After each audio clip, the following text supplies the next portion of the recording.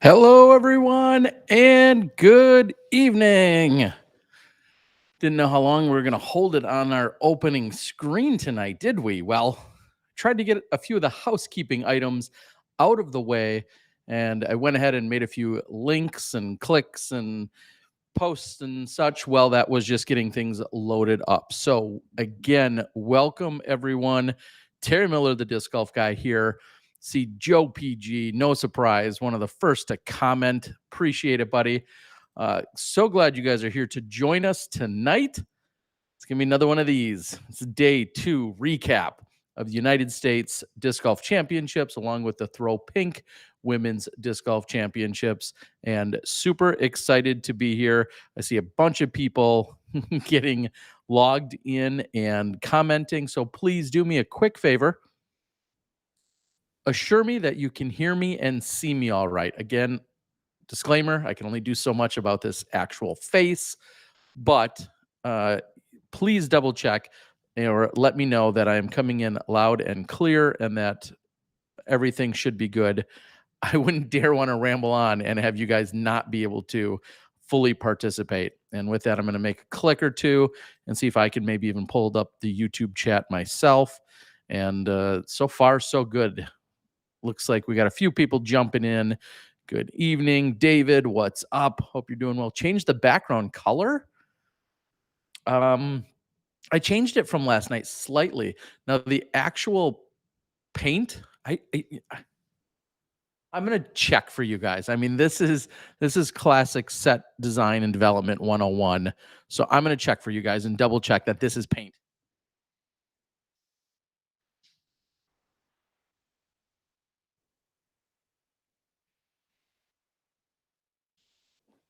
Okay, maybe it's not. Maybe that is some kind of wallpaper of sorts. Either way, I'm at a Cambria. I won't go off on my tangent that I did last night, but I'm at a Cambria. I really, really like these hotels. Again, part of the Choice Hotels family. They don't pay me to say that. In fact, I don't sometimes believe I actually pay to go to Choice Hotels. If anything has to tell you that the best or they're prime or number one or they're the choice or choiciest, they're probably really not. But Cambria is the upper echelon of the mid-grade budget chain that Choice Hotels already is. So this place has only been open a few months, so I do love that it's nice and fresh and relatively new. Looks like we've got everybody is jumped on, so thank you so much. I want to make sure that we are in fact all good here. Looks like we are. Frank coming in from the Netherlands. Wow, I appreciate that. I got to do all those YouTube things. So if you like and share and subscribe, that all helps. Maybe give it a little like, and that might help with some people to go out and find it. Of course, if you're already subscribed and you get notifications, that's all ideal. But clicking on the little share button, I also just shared it to Facebook. All of that would be great. All right, guys, let's get down to some business. All right. Of course, day number 2 here at Winthrop University. And as you would expect, didn't disappoint, right? Plenty of action, plenty of things unfolding. And I'm going to do what I did yesterday. I'm going to get right to it on the FPO side, women first. And I think, bear with me, I think if I click on this little button, we're going to be able to go to UDisc Live. If you want to follow along and click your own buttons, you can do that. Otherwise, I'm going to do some clicking for you. Let's click on that. Hello. Actually worked. Let's take a look. Oh, spoilers. Do I have to say those? Spoiler alert. Here's the action from today. I almost beat to death the topic yesterday that the front half of this course, specifically the front 7 or 8, seemingly play much easier than the back half. That I feel like is depicted in both the FPO and the MPO divisions at this event. But today the FPO said, Terry, you're an idiot. We don't care what you say. We're going to go ahead and get some birdies on the back as well. So taking a look, Paige Pierce, who was off to a really good start. She put together 4 birdies in a matter of 6 holes there, had the 1 bogey on 7. That's because she missed, had gone wide of the Mando. and was cruising right along and honestly looking like a pretty solid round. And then she got to hole number 15, found the hiccup there with the double bogey, and then ended, unfortunately, with the triple bogey. Or I'm sorry, another double bogey on 18. You drill down a little bit, you can see, a lot of you saw the huge throw in to save the par on 11. And she said some really great things in the post round interview about not trying to get too focused on any one thing or another, and just really just going out and continuing to stay in the moment and play her game. You saw, though, she picked up a few in the middle half of the course and then gave a few back at the end. She started the day with a 5-stroke lead. She ends the day with a 5-stroke lead. But the hot round of the day, and if you click on this little button right here, it'll show you that hot round of the day goes, in fact, to, it was a tie at 4 under, with now the second place Deanne Carey, along with the own Scoggins, who's tied for 6th. They had the 2 hot rounds, and look at the distance that they had in those rounds compared to the rest of the field. Deanne and Own both had 4 unders. Both of them had a bogey or two, but then the next best scores were 1 under. Haley King, Maria Oliva, Paige, Kona, and Kat all with evens. Any day, I'm going to go ahead and say this, any day a competitor can come in and say, yeah, I got Paige or I got Kat by 4 that round. I guarantee you that's going to be a good day.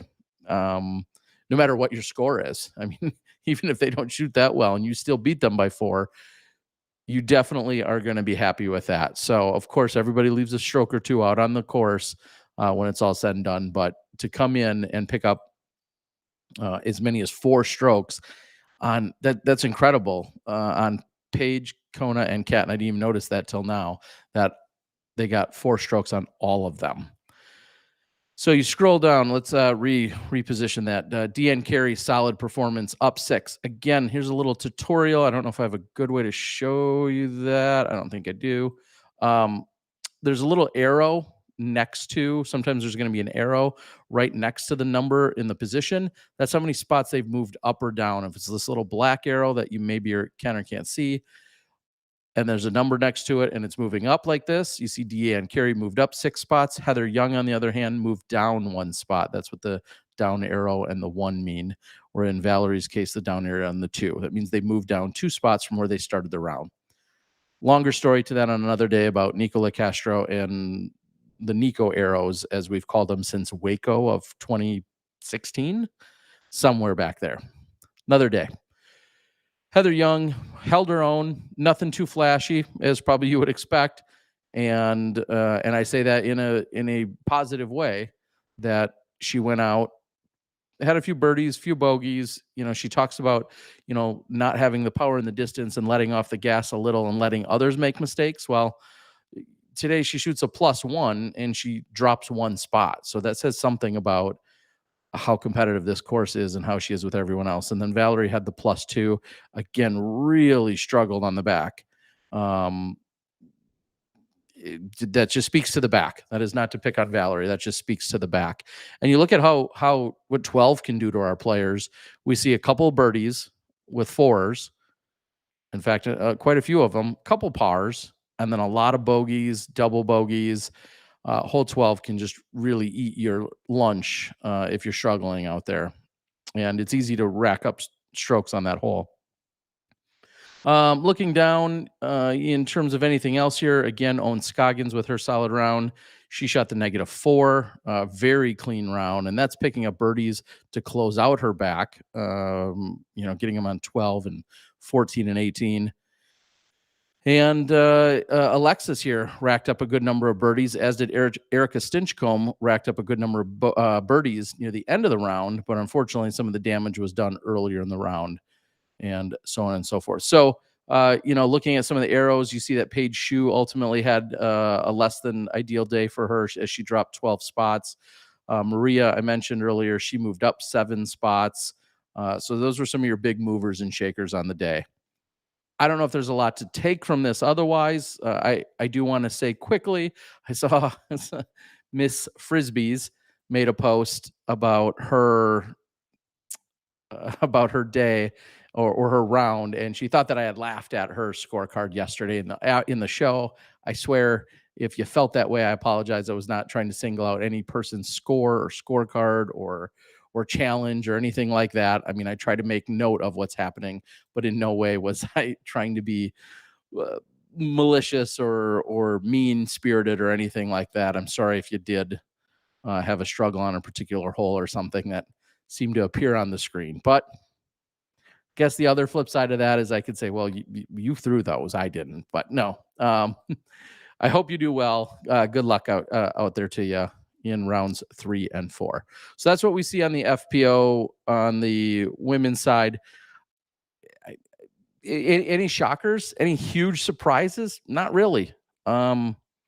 We've seen every one of these women perform well this year, and there's been more parity this year than any other year. We've seen some struggles by Paige Pierce. She's put it together for the first couple of rounds. It has her 5-stroke lead. We've seen Heather win on the Silver Series. We've seen Valerie in contention. Deanne's won on the Silver Series. Haley King won 4 out of 5 national tours. Owen Scoggins won a a world championships in FP40, and then also is a contender. She probably destroyed everybody at the putting league I was just at tonight. Missy Gannon's won an elite series. Kona started. I mean, there's absolutely zero surprises by what we're seeing here in terms of the performances thus far. As I continue to scroll and see if there's anything that just jumps out at me. And Paige Shue not playing nearly as much golf as she did a few years ago prior to having her firstborn, but and I know that when she gets in the swing of things, I think you're going to see her perform at a higher level and maybe with a few less mistakes. But other than this, like I said, nothing crazy in terms of what we're seeing on the FPO side. I think maybe one of the biggest advantages or things to speak of that we're seeing out there is simply the fact that they haven't had any rain. And how incredible is that? And maybe you care, maybe you don't, because you're at home and you're watching poolside or you're watching while you work at the library, but they haven't had any rain, which is awesome. And there were a few sprinkles this afternoon on the USDGC side, but I don't know if it got ever much more than a mist or a handful of sprinkles that were out there. So pretty cool to see. And, we'll see if we can remain blessed in that regard. I'm going to go take a quick look. This will work for me. I'm going to take a quick look at weather.com, actually. I think one of the funniest things that's been happening this weekend is we talked in the press conference about weather. All the players are prepared for weather. Everyone keeps talking about how it's going to be here and it's going to be here and they're planning for it. And somehow, knock on wood, we have stayed clear of it. So maybe that'll continue to be the trend. As I click on tomorrow, okay, so maybe it won't be the the trend. Taking a quick look at the weather here tomorrow, shows light rain with thunderstorms by evening, high of 73, winds light and variable, chance of rain 70%. So that's what it's claiming. It's also claimed a lot of things. And then Friday night, more thunderstorms and rain. And then Saturday, it currently says 75-degree, cloudy with a few showers. Thunder is possible. I've said this countless times, and it's something I realized a couple of years ago, especially like yourselves being a golfer. One thing that I find funny, and maybe it's eternal optimism, maybe it's something to do with our spirit or the reality, but when there's beautiful weather in the forecast, everybody says, oh, it's going to be gorgeous this weekend. Holy cow, look at it. Absolutely gorgeous all weekend long. Can't wait for it. The weather's going to be amazing. The second you have inclement weather or the possibility of nasty weather, the number one default, at least that I go to, is, yeah, I don't believe it. It'll change. It'll probably change. It'll probably blow through. It'll probably go past us. It'll go around us. Or as I like to say, I never believe the weather until I'm in it. Or somebody will say, that's such and such. That's South Carolina weather for you. If you don't like it, wait 10 minutes. I'm going to go ahead and say, I think that phrasing has been used in almost every state I've ever visited. Oh, that's just Florida weather. Don't like it. Wait 10 minutes. It'll change. That's, and so on and so forth. I'm not going to list the other 48 states. you hear that said often, and maybe it truly does apply to every state, but it's funny that we hear it all the time. So maybe that's optimism, maybe that's delusion, I don't know, but right now looks like it's calling for some rain and inclement weather, and I'll believe it when I see it. I think it's going to all get past us. All right. So fingers crossed on that. All right. With all of that, I'm gonna take a quick look. I don't know if there's anything right off of where I'm going. Somebody I think very quickly had asked a little bit about pay-per-view / post. I'll try to repeat for what isn't the 100th time, maybe just the 97th. There is post production that is being put up. A lot of P's here. There's post production provided and being put up through the pay-per-view setting on the DGN. And so if you've bought, I believe, either one of the passes for this weekend, that also will allow you to go in to see next day shot by shot post production. I know it was being worked on, it was being uploaded and added to the system earlier today. I cannot speak as to if it's there. I think it is, because they were talking about this 8 hours ago. And I believe it is all up. It was round 1 on the FPO side. Corey Merle and Elaine King were doing commentary. I heard it from a distance that it was playing on somebody's device. And then later on the MPO side, Nate Sexton and Corey Merle were doing, I overheard post-production playing from them. Again, that is all on the DGN pay-per-view back end. That's what I can tell you. It is not on YouTube. It's not on any other service. It is out there, and it's part of this overall pass. I believe after 30 or so days, a lot of that footage might become available in other individual channels, or totally publicly, or entirely for free and not behind anything. But right now, you can go watch post-production.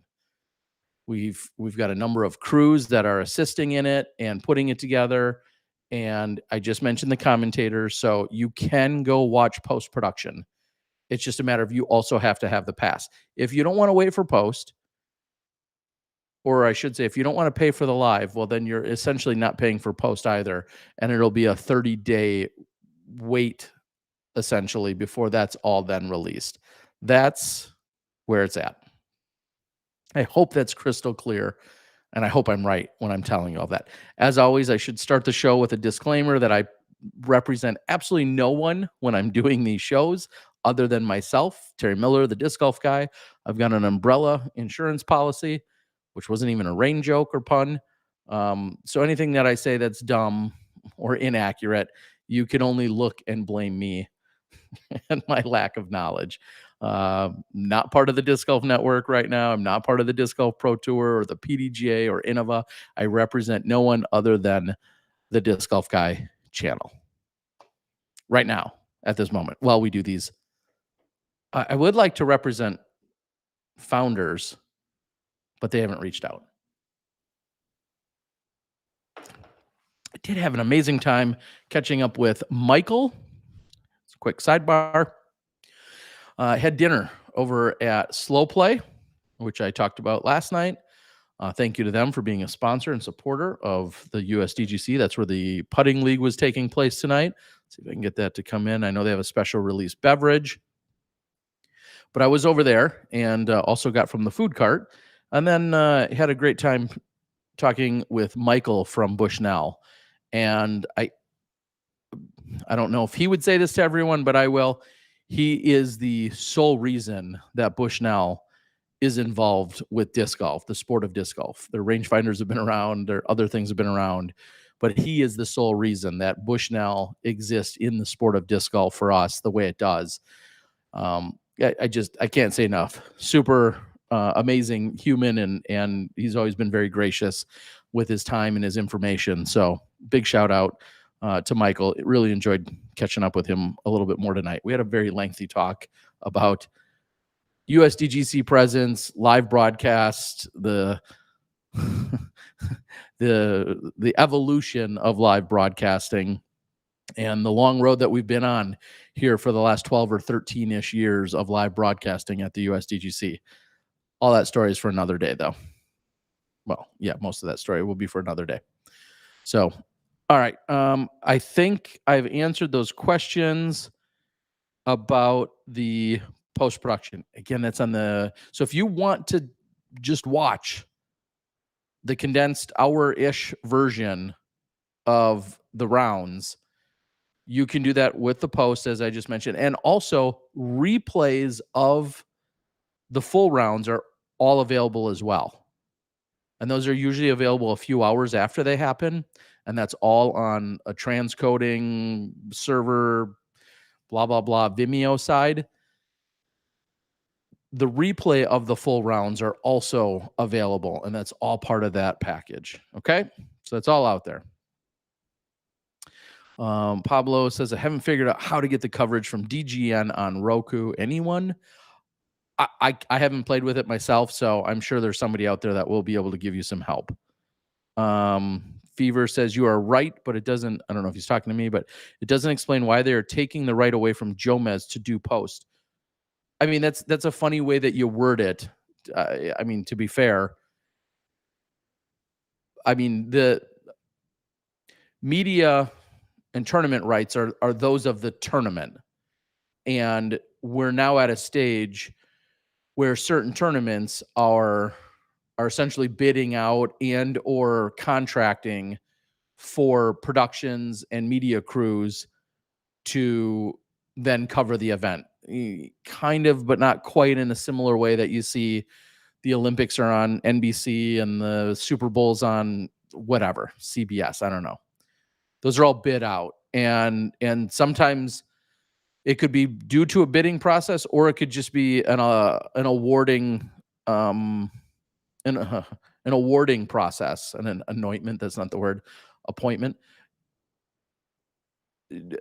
Jomez is a company, just like the disc golf guy, just like CCDG. No one has rights to show up, especially on a private facility, for a tournament major that's being run by the PDGA and Innova. It's a PDGA major run by Innova, owned by Innova. Jomez doesn't just have rights. There's no rights there that they have inherently.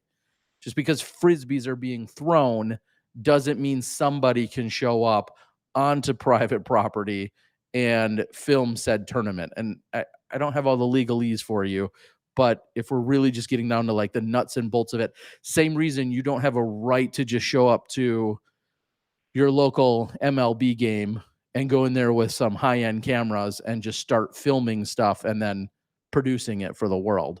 It's kind of similar. And so I understand there's insane amounts of high quality that Jomez continues to put out along with other production companies. And Jomez is an incredible company that does great work. And I understand they might be your favorite, but just because of all those reasons doesn't inherently, again, grant them access. And I'm not picking on them. I'm just using them as your example. No one has that access. That is awarded by Innova. And Innova is not working with the Jomez crew directly on this event. I feel like that's really, really crystal clear. And I feel like no matter how many times you say it, people don't make that connection. So I hate to beat it into some of your heads. They should be, you say things like, but Jomez made it all possible. Like, you're going to get me fired up. Jomez did not make the USDGC possible. Jomez did not make post-production possible. Jomez did not make video cameras or the sport of disc golf. They're an incredible company that do great work. Jomez did not create all disc golf fans. Jomez has done unbelievable things, as have lots of other companies. But to say something like they should be grandfathered in is just mildly ignorant. It's your wish, and I get that. And it might be a lot of other people's wishes, but you know what they say about wishes. All right. Jed had earlier said, can weather cause rounds to be canceled midday? If so, what happens next? If that were the case, and I won't go too far down a rabbit hole here, but if anytime a round is started, that round has to be completed before a new round would never take precedent. So we're just going to use a hypothetical and say that the women played their entire round this morning. That's obviously in the books. They're moving on to round 3. Let's say that in the middle of round 2 for the USDGC, it was lightning and rain and lightning for the next 6 hours, and they had to be pulled off the course. And there were 60 people still on the course that had to play holes 10 through 18. They would resume that play sometime during the next day would be the plan. Let's say it got to dark at 7 o'clock tonight or whatever magic time. The USDGC component, the men in this case, would come out. Those 60 men would then have to resume play. They would officially have to wrap up round 2 before round 3 for them could get started. That's how that would continue to go. Okay. Terry's been covering this event way longer than Jomez. Again, I can't say it enough. I'm not anti-Jomez. I'm just using them as your example that you guys continue to talk about. And I understand how well they are respected. And they should be, because they're incredible. All right. Pablo says that navigating the coverage on DGN is challenging. I can't speak to that. I have heard that. I can't speak to it because I've never tried it myself. Usually I'm doing other things, but hopefully that's something that can get addressed and resolved if that is, in fact, continues to be a challenge. All right, here we go. Let's, yeah, you guys are making me laugh, some of your comments. Let's jump over to the USDGC side. It's not really the MPO side versus the FPO side because they're two separate events, even though I continue to kind of make references in that way. So I apologize. But let's jump over to the official USDGC side. So I'm going to click on this, which will again bring us our weather. And then from there, if I go to our friends at udisclive.com, thank you to UDisc Live, it comes here to USDGC. Boy, oh boy. Little moving and shaking today. The shake and bake, the guy that loves chicken with no sauces, just throwing that out there. Chris Dickerson getting it done. Bogey free, as you see. Pretty incredible effort. It shows that he had the 49-footer on hole number 6 for the birdie, the 68-footer on 16. So from way back, I was going to say that's actually technically circle 3 at that point. Even though there's not a circle 3, but it was an outside circle 2. But 68-footer marked for 16. I mean, I don't want to sound too John Madden-like when I say, I mean, that's how you want to do it, because it is incredible. You know, picking up the first couple of holes the way he did, very impressive. An improvement that even he noted from day one. And then on hole 16, he had, I believe, a triple bogey or a double bogey during round number 1. Let's double check that.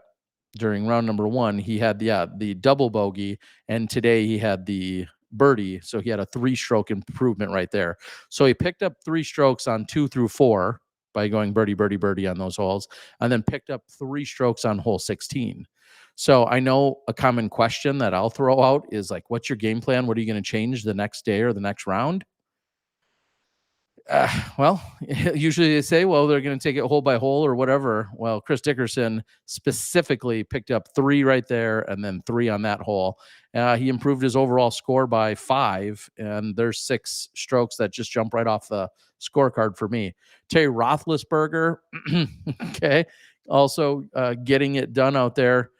He did not quite have the start that he did. Here we are in round 2. He had started 7 for 7 in round 1. He got 4 out of 7, which is still impressive. A couple hiccups, and then finished with a strong birdie at the end.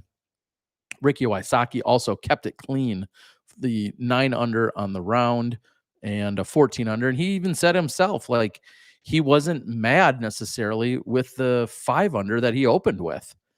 And sometimes we see this course getting really low into the high 30s or the low 40s or mid 40s. Right now, we're certainly not on that pace. I don't think the conditions are terrible, and I don't think players are playing poorly. It's just we're overall just not quite on that pace. Even if Dickerson obviously came back with a pair of tens, that would put him at 37 overall. That's some quick math for you guys. So, and then certainly one of the somewhat quieter stories of the day, even though his profile's not quiet, Martin Hendell out of Canada. I know often we think about Canada and we think about Thomas Gilbert, but Martin Hendell's been at it even longer. Super solid player, just the two OB strokes on the round today, and came in with a -8 on the round. So, a little bit of a slow start. He was 1 over through 2, and then put it together after that, racking up 9 birdies. James Conrad got off to a little bit better start. Bradley Williams was on fire through the first 10. He was 8 under. I mean, I see there's plenty of blue, right? But isn't it incredible to see the halt? And this isn't picking on Bradley, just anyone. The halt picks up 8 through 10, takes the bogey on 11, one of the toughest holes, probably the toughest hole on the course, and then only gets one more birdie in the back. And I'm just going to test my own background. If you click on course statistics, we're going to go to hole 11. This is typically played as one of the most difficult holes on the course. We're going to see if my intuition is right. All right.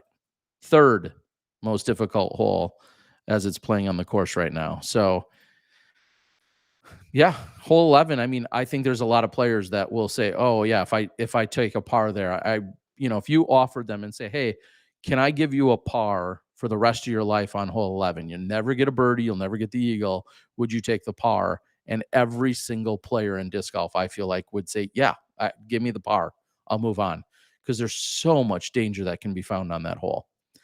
So I'm going to go back and click on course stats. These are some of my favorite places to dig around, even though I'm not a big stat guy. One of the easiest things you can do is you look at the averages. You can click on that, and it'll give you relative to par in terms of difficulty. Here we are seeing in round 2, hole 18 played as 0.43 over par, so 4.43. So that means it's the most difficult hole. Hole 12 was 0.22. Hole 11 was 0.13. And so on and so forth. And then you can scroll all the way down to see what played as the easiest. I'm a little surprised to see hole 2 playing as the easiest hole relative to par today. Was that the case yesterday? We're going to do some clicking. And yesterday, hole 18 played as the toughest hole. Okay. And yesterday, look at that, hole 2 was far from the easiest. So I guess here's what I take away from that. And we could go through and compare them all. But when you look at the players and what they did yesterday, and this is on MPO and especially over at the Throw Pink version, you see the overall scores improving. I feel like, even though if it was a little bit windier, but that tells you that they're more comfortable. They've got a competitive round under them, and they're starting to figure it out just a little bit. We'll see how dumb I look or not. I'm going to click on course stats. The average round 1 was 0.56 under par yesterday for the USDGC. The average score was 1.68.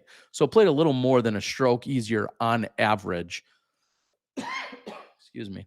On average. And now I'm really interested. I think it's going to be a much more stark contrast on the Throw Pink side. Today's round played as 6 over par, 6.03 on average. Yesterday's round, 7.46. So, wow, a little intuition went a long way there.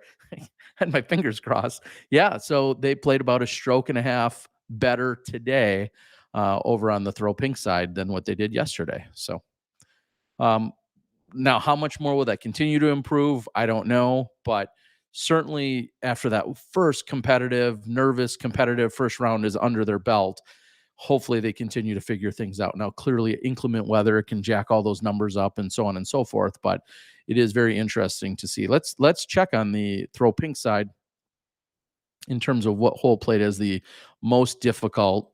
Now, remember, hole 18 plays as a par 5 for the women. but even still being relative to par, it still averaged 6.08. So full stroke over par, coming in as the most difficult, second most difficult. And then today, hole 17 came in as the most difficult hole, 1.15 over par. Playing as the easiest holes, hole 6, which has a slightly shorter tee on the throw pink side, that came in as the easiest yesterday. Or I'm sorry, today. Yesterday, 17 and 18 played as the two most difficult, and hole 6 played as the easiest. So there's some consistency within those.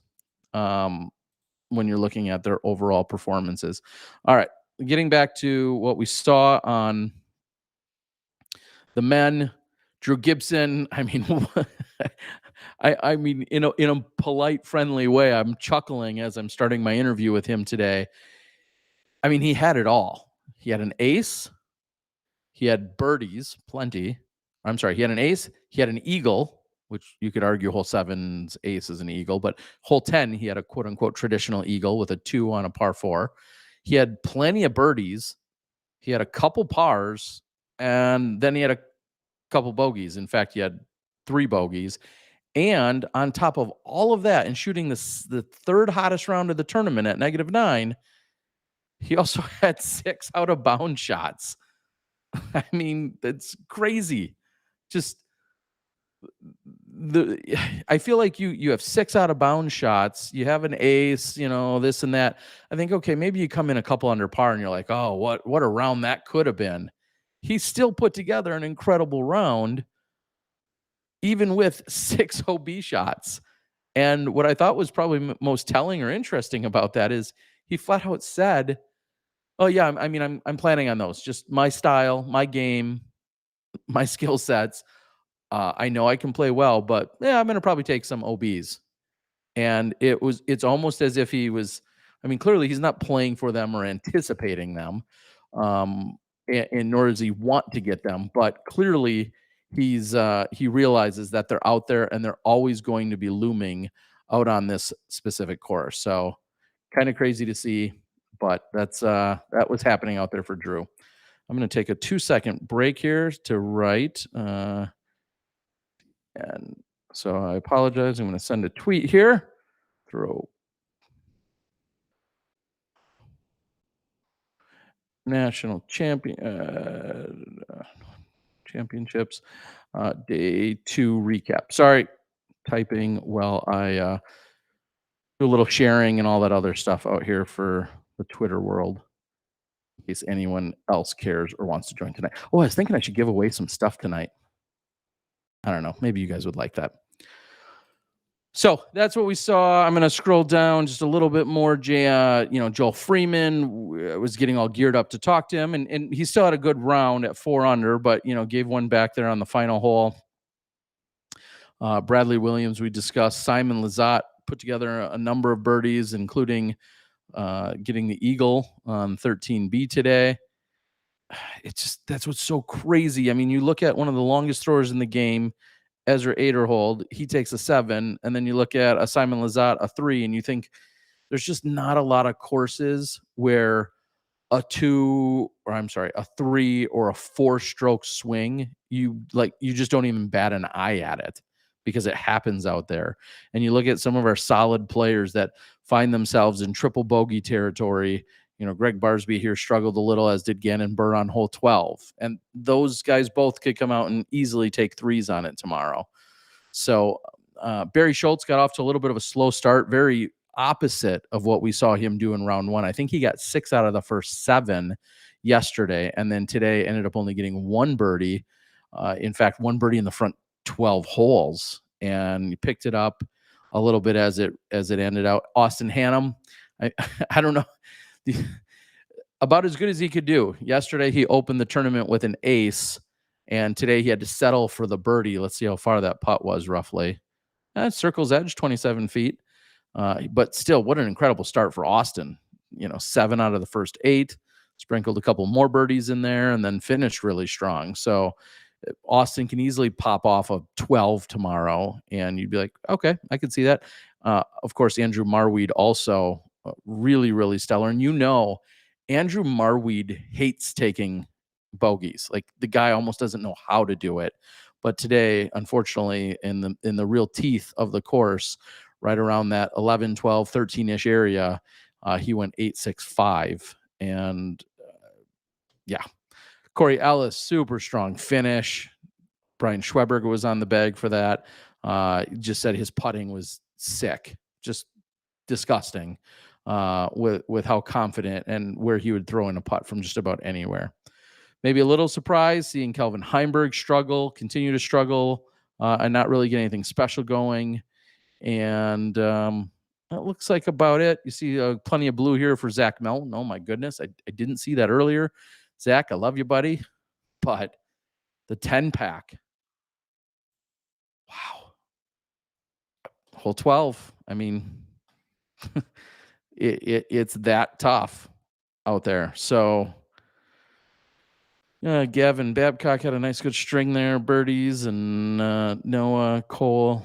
So yeah, that's what we're seeing out there.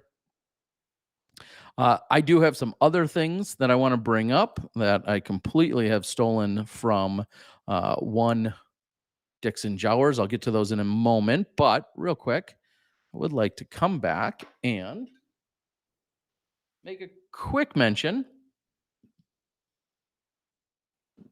Excuse me. Make a quick mention tonight.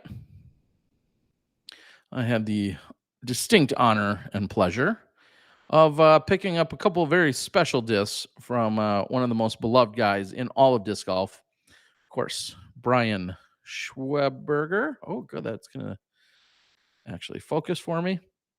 Recently had picked up his 300th win. And again, that was what feels like a few weeks ago, maybe a couple months ago now. Actually is at, I think, 309. But a little bit of a commemorative disc that Brian Schweberger and Innova had put together. So I had to pick up a Firebird. I know how he loves to throw the Firebird. Lots of thumbers, as you would say. I picked up one of those to support him. I also then picked up a flat top KC Rock disc I used to throw quite a bit when I played. And I got that beautiful flag foil, same stamp. Those are both cool. I'm not sure if they're more or less cool than these that I also picked up to accompany. One signed, one not, on purpose. There we go. Get those to focus in. And these are 300 commemorative cards for Brian Schweberger. So I picked up a pair of those. Again, I had one signed and one not. I can always hunt them down if I change my mind on the other signing, but pick those up as well from him. And those are absolutely beautiful cards. Little reflective stars, and yeah, just incredible. Great graphics. I honestly, I can't say indefinitely who was behind that. I think I heard Rebel Disc Golf. If not, well, you just got the shout out. But those are absolutely beautiful. I'm trying to give you guys a nice, good look at that. So very cool. I couldn't think of a much better human to intentionally go out and support. And so super glad to do that. All right, couple people. You must be new around here. You must be new to my late night recaps, if you're wondering. Many of you know I am not a hardcore alcoholic beverage drinker. However, in the last few years, I have randomly came across the idea that I like Scotch ales. The problem with Scotch ales is they're often seasonal, and or some really good ones can be tough to come by, but I do love the taste of them. And there's no taste that I love better than a Founder's Backwoods Bastard. Sorry, earmuffs if you need them for your little ones. The Founder's Backwoods Bastard is their barrel-aged Scotch ale. They do make what's called their Dirty Bastard. That can be found, I believe, all year long. But then they barrel age this for I don't know how many years, and then release it as this. And these are these can be these can get me in trouble. That's why some of these will occasionally ramble on for hours upon hours upon hours when these get involved. Cheers to you guys. Just Too good. Yes, Old Chub is one that I've also learned about and have enjoyed. What's it with these Scotch ale names? Dirty Bastard, Old Chub, Backwoods Bastard. I don't know. There's something to be said about it. And Founders, I do believe, well, they're out of Grand Rapids, Michigan. Great disc golf city. Let me say that. I played in Am Worlds there in 1997. Tells you how old I am. Yeah, 97. Avery Jenkins, Thor Hollick, they were all there. And these guys support Gatekeeper. I don't know to what degree.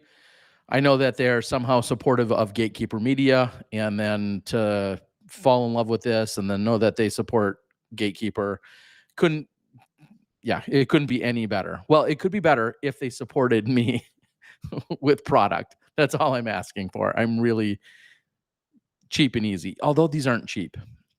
So if you're familiar, that's what I'm out for.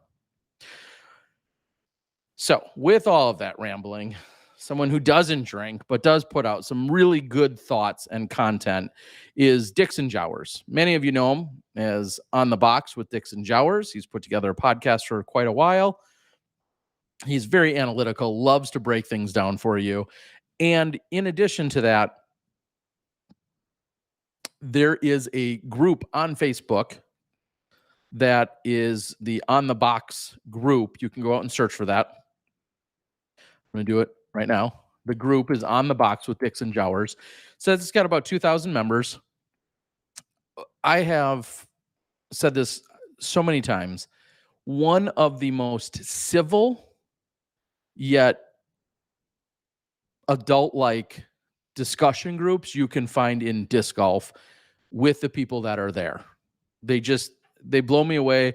Again, a lot of people that have just fallen in love with what he's done as a podcast and his insights.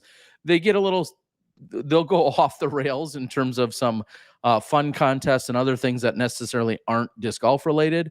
But the group, the humans that go there to conversate, you're going to get adult-like conversation, unlike you find in so many of the other debate groups, of which I'm a member of, and so many other places, or so many people try to start off with great intentions, and then from there it usually quickly gets sideways, and it's yelling and screaming and a bunch of other stuff that I feel like it so rarely happens there. So this is not a paid plug for On the Box with Dixon Jowers, but the group of people and him as a moderator and the people that are involved, I can't say it enough, are always really, really good. So I jokingly told Dixon after he put up his thoughts of the day that I would steal all of those thoughts and present them here tonight and pass them off as my own. I think I failed at passing them off as my own due to that introduction. So I'm going to read a few things that he put together and maybe just elaborate on them a little bit more. Again, he's pretty analytical, usually with numbers, but just overall some great thoughts. So these are directly from his page, directly from Dixon himself. And if I was more technologically savvy, and if Dixon was a late night guy, he would probably be talking about these points with me on air. But I'm going to read them, again, pretending that they're my own. He said, day 2 thoughts on USDGC specifically. He said it was tough to be on the lead card. They averaged -2 after a day 1 average of -9.25. So take everything I said about figuring out the course and throw it out the window, or don't. But the lead card, different pressures, lots more cameras, knowing you're in the hunt at a major, all of those things could have factored into what we saw on the lead card. That's crazy to see that they had averaged -9.25. Today, their average as a lead card was -2. Second one, he said it was really tough to be on the chase card. They averaged -0.75 after day 1 of averaging -7. So in his most polite way, I think he's kind of indicating that lead and chase cards didn't necessarily follow up. And that's not in any negative connotation. He doesn't mean it that way, but that clearly is what happened. Proof is in the pudding. Check the numbers, roll the tape, whatever you want to say. Clearly, keeping up their performances on both lead and chase were difficult today or didn't happen. He said, is the third card for day 3 one of the greatest cards ever? The answer is yes. Let me quickly touch on that. Third card for tomorrow, which makes me wish I was running out there with a camera of my own for the round. Third card tomorrow is comprised of, this is at 2:20 Eastern, so we'll be checking in, assuming there's somebody on there. At least one of these people is popping off, I think the kids still say, or is having a great round. Maybe all of them will. Who knows? That's where it's kind of this great flexibility with cameras and the amount that we've now amassed. Third card at 2:20 is Simon Lizotte, Eagle McMahon, Paul Macbeth, and Nate Sexton. I mean, some would say, what? Wait, did you say lead card? No, not lead. These guys are all at 11 under, and they are all 6 behind Chris Dickerson. So they have some work to do, and they certainly don't have time to fall any further behind. So, yeah, all at 11 under. Bradley Williams is also at 11, but he's on the chase card. Chase card, I'll mention, is then Drew Gibson, James Conrad, Joel Freeman, and Bradley Williams. They're at 12, 12, 12, and 11, respectively.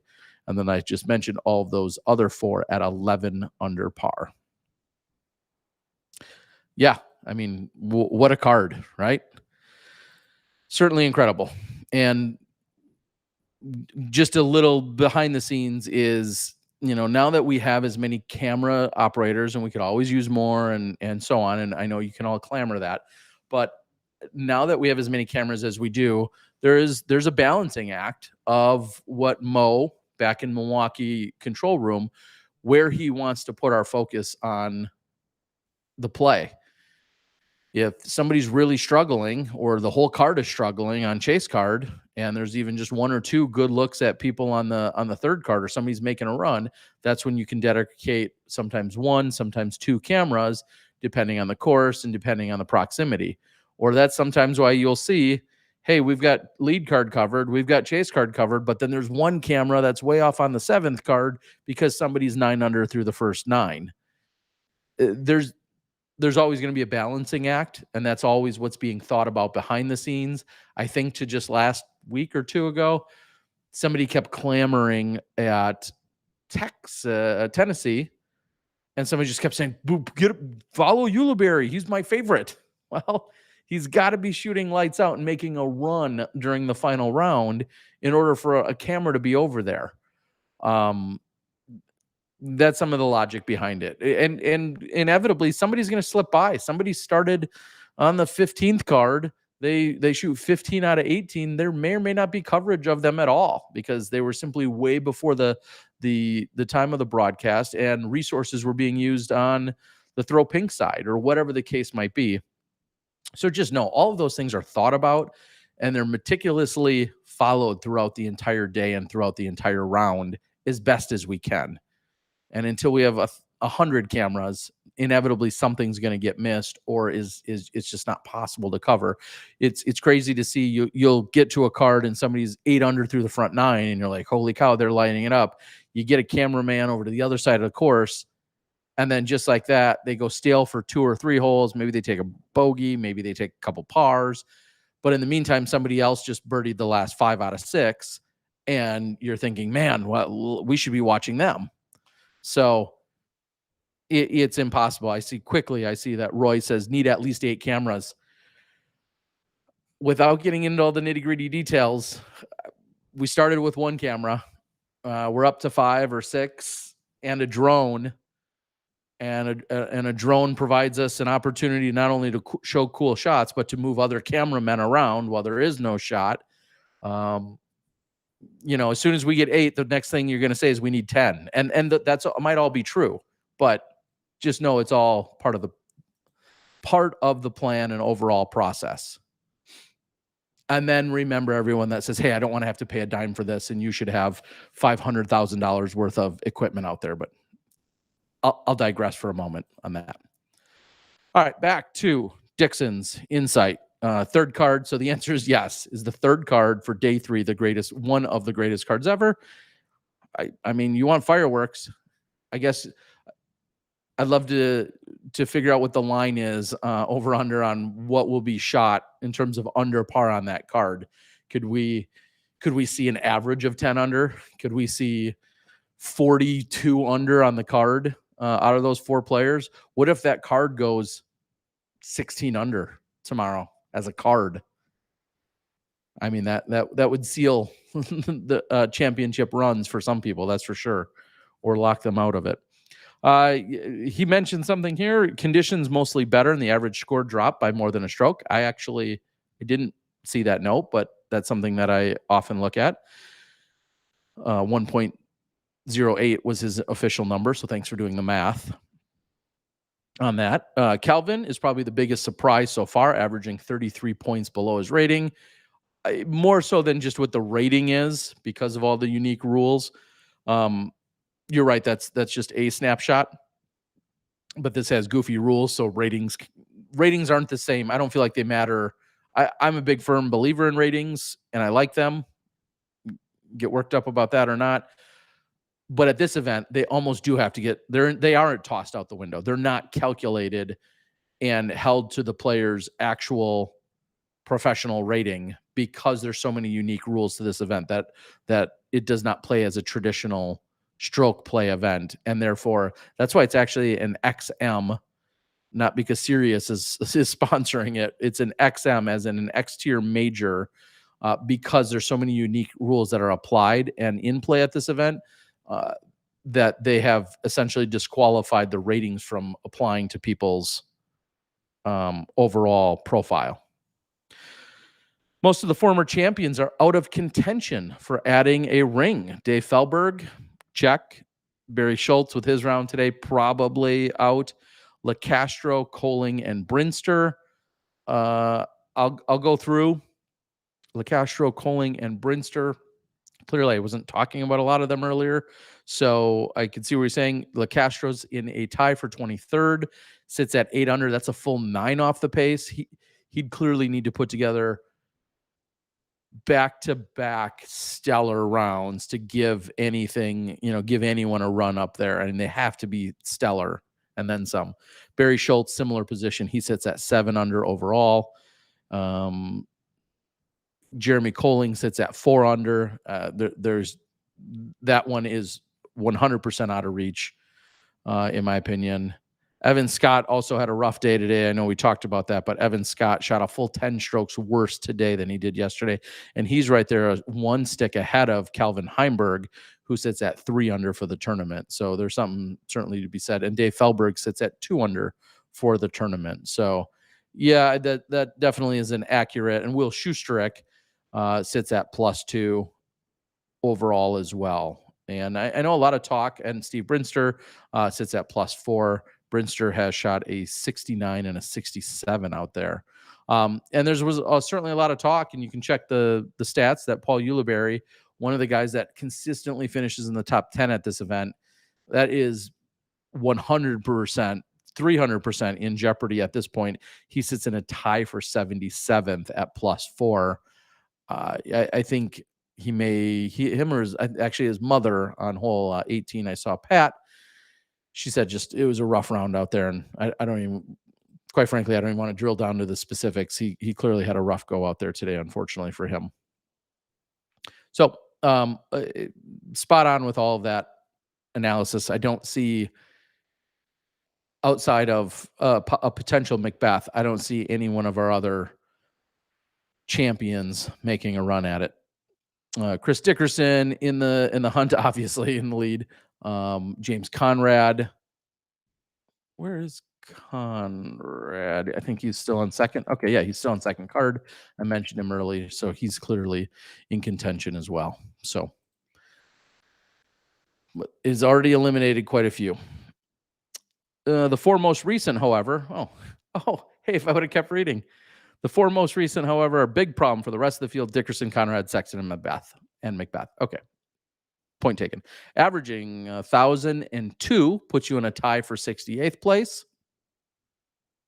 Yeah, that's Crazy. Corey Ellis birdied the last 6 holes, 7 out of the last 8. That is unheard of. I kind of alluded to that actually. And I can't say, I have to say all of my thought process behind that was Brian Schweberger, who is his caddy, told me as I was picking up these discs that he was just, his putting was insane. He said, today Corey proved why he led in Circle 1 and Circle or C1X and Circle 2 putting on the Disc Golf Pro Tour. So that to me is a big statement out of Brian Schweberger, and it's even a more powerful statement coming out of Corey's putters. He said, I think he said on hole 14 specifically, I can spoil this, there wasn't coverage. He's like, he had a 50-footer looking straight at OB, or 40-footer straight at OB to an elevated basket and just banged it. Like it was nothing. Just no doubt about it. Right in the center of the chains, 100% confidence. And he said, you know, there was a lot of that. I think he said he had a, maybe I could look. He said he had a what I feel like was a lengthy putt for on hole 18 even. And apologize, I'm going to go back to round 2. But he said he had a lengthy putt on hole 18 and just like it was nothing. And as Dixon had mentioned, you know, he birdied all of those. Yeah, it's listed on UDisc. Let's put this together here. Again, I take this a little bit with a grain of salt. I don't know if this was Schwebby or somebody else doing it. He is listed for hole 3 with a 38-footer to save the par. Hole 5, a 38-footer for birdie. Hole 14, a 60-footer. Hole 15, a 27-footer. Hole 17B, a 49-footer. And hole 18, a 49-footer. 63% C2 putting. That's disgusting. Like, that's just, that's all you can say about it. That's disgusting. So nice work, Corey Ellis. I'm going to see how many he moved up today. It had to be a ton. He moved up 39 positions today. Shot a -8. He sits at -4 overall. He had a rough go. And that was after he started out with a bogey because I saw him hit the Mando sign or tree, kick left, and then he had to lay up to the center of it. He didn't miss the Mando.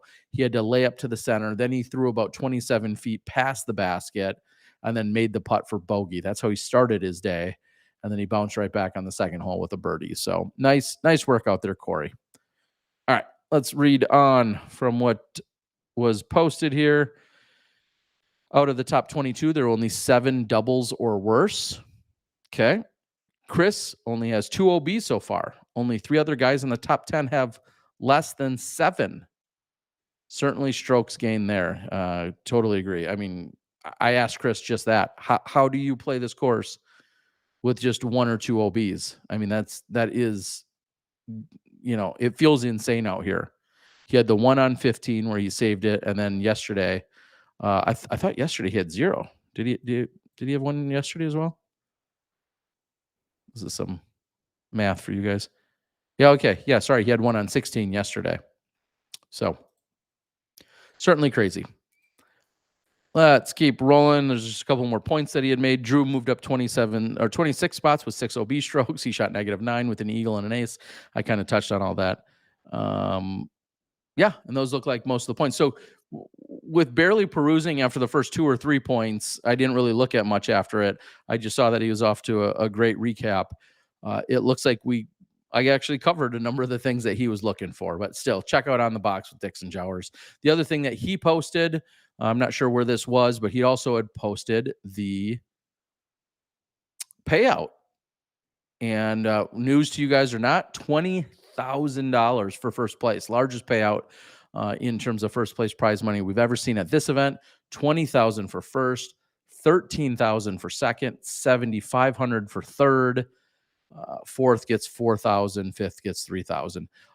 Something that I feel like has been around for a long time, and I was looking at some really old posts. Normally, there's not that much on the top. Let's start there. So that's great to see even more money added there.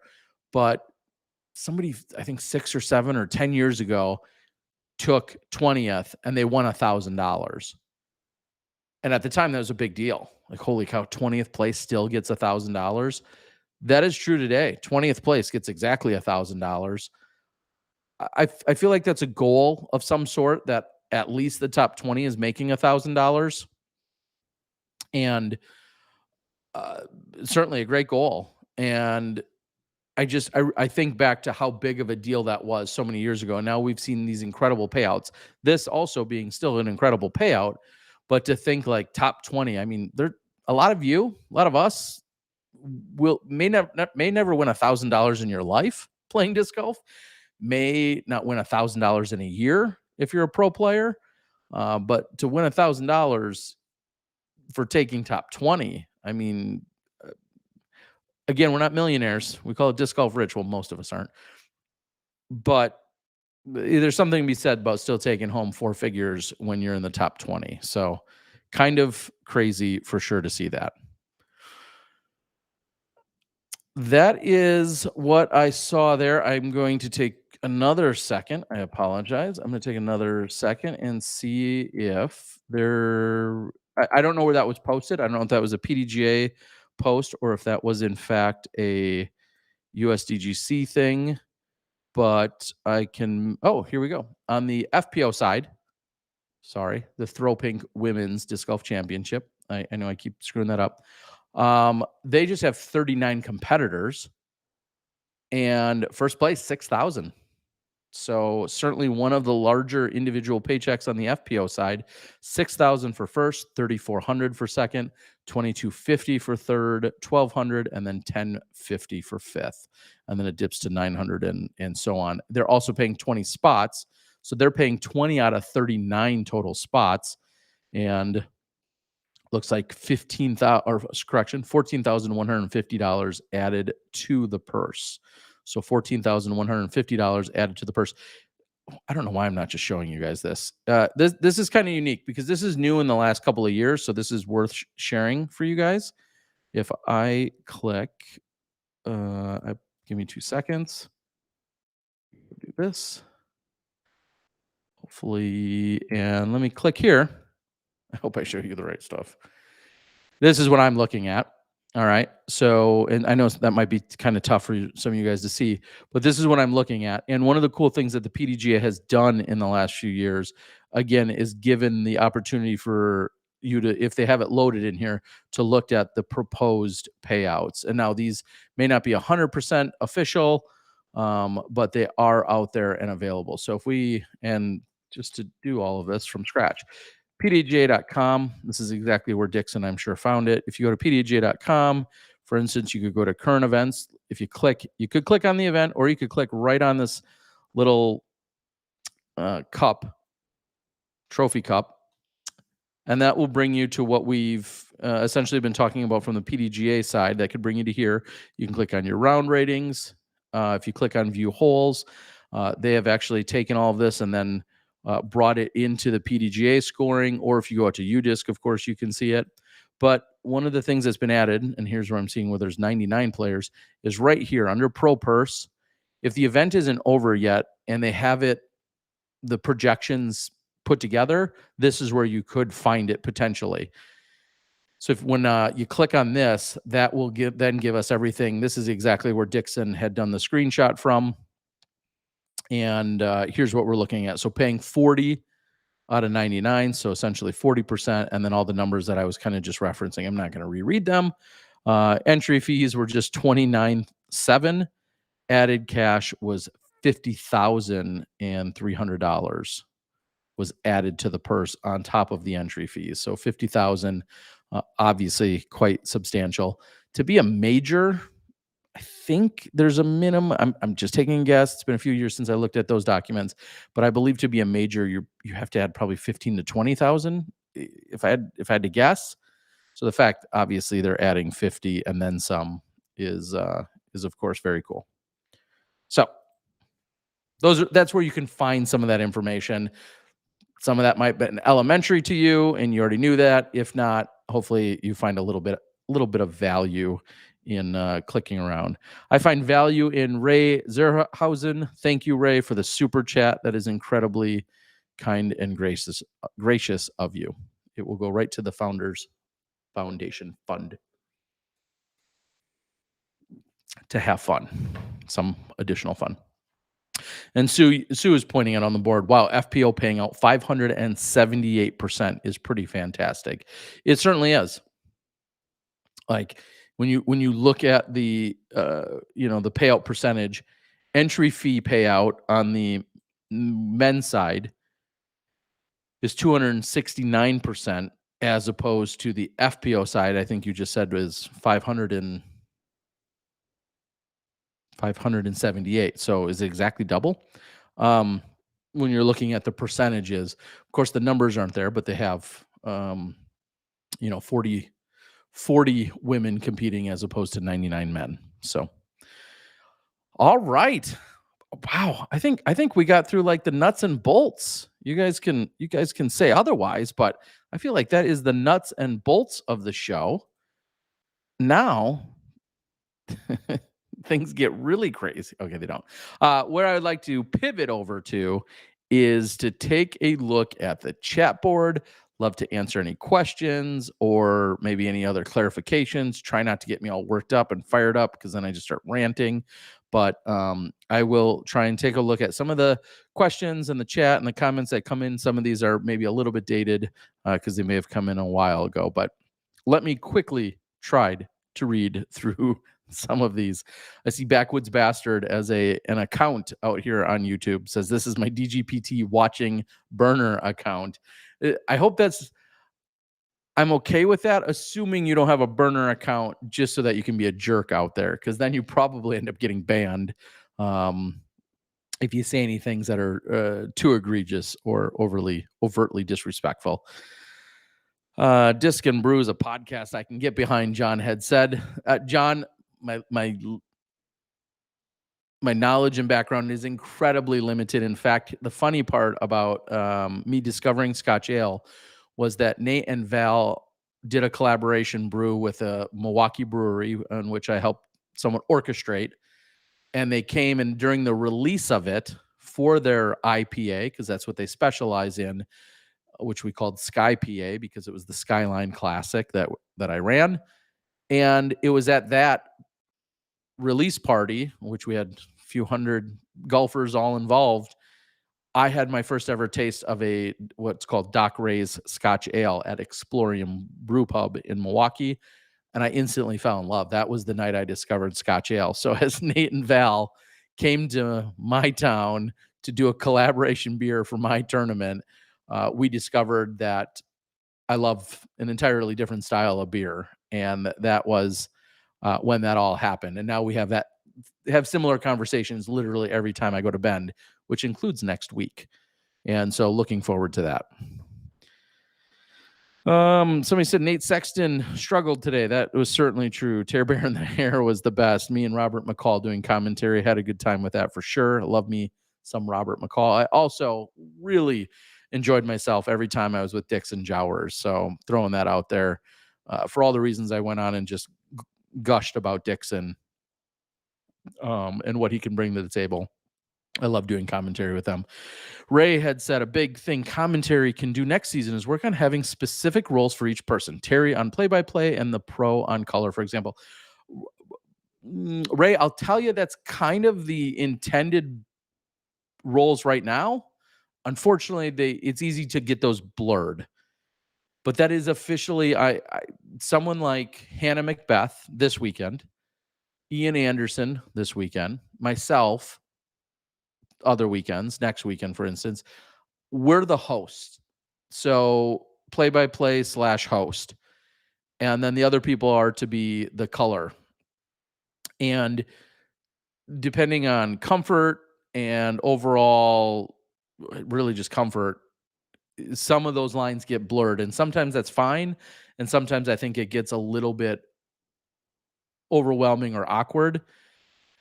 But just know that is the intended procedure for the most part right now, is to have a host of the show, which is a role that I would then typically fill more often than not, like Ian is doing. And then you then have a color person. Think of Hannah. Hannah is typically going to throw to commercials. Hannah is to kind of set the stage for certain things and do that play-by-play and some of those things. And then you have Juliana assisting with other stuff. That's the formula. It's just, like I said, sometimes, and I think even last weekend, it was myself, Philo, and Elaine, and there were times where somebody was calling out something that I should have in theory been saying, but it's not like I'm going to be like, shut up. That's my job. It's I think it's a matter of everybody getting comfortable and getting more reps in with one another. And I think that will continue to improve. I think there's also some serious constructive criticisms and feedback that continue to roll in that I think may allow for us all to improve. Myself and especially, I think there's just a lot of room for improvement that can be done for literally every single person. I don't think anyone is absolutely flawless by any means. And just know that people do want to get better. John had asked earlier, who has the smoothest backhand? I mean, I'm very biased, very Midwestern bias. Maybe you could say it's got a little air bounce. I don't care. I'd still take it. I don't know how you can not put Barry Schultz right there. Yeah, one could argue. You love how you watch Bradley Williams throw a backhand. Bradley Williams sometimes can look very similar to a Paul Macbeth, I think, on any given day, or vice versa. Barry Schultz, I mean, again, I grew up getting beat by him every weekend, but incredible when it comes to backhands. Tourney proves to be as amazing for FPO as USDGC is for MPO. Tourney proves, yes, I feel that's becoming certainly the case. Manabu, to answer the question, yes, Manabu also has an incredible backhand. Who's on lead card? I think I've already gotten all that. The 8 cameras comment. When do you think major events will pay for a dedicated cell satellite van to ensure live coverage quality is A+? I mean, just know we've looked into those types of things. A lot of you are familiar with what are called sows or cows, and this isn't a Wisconsin reference. Cellular on wheels.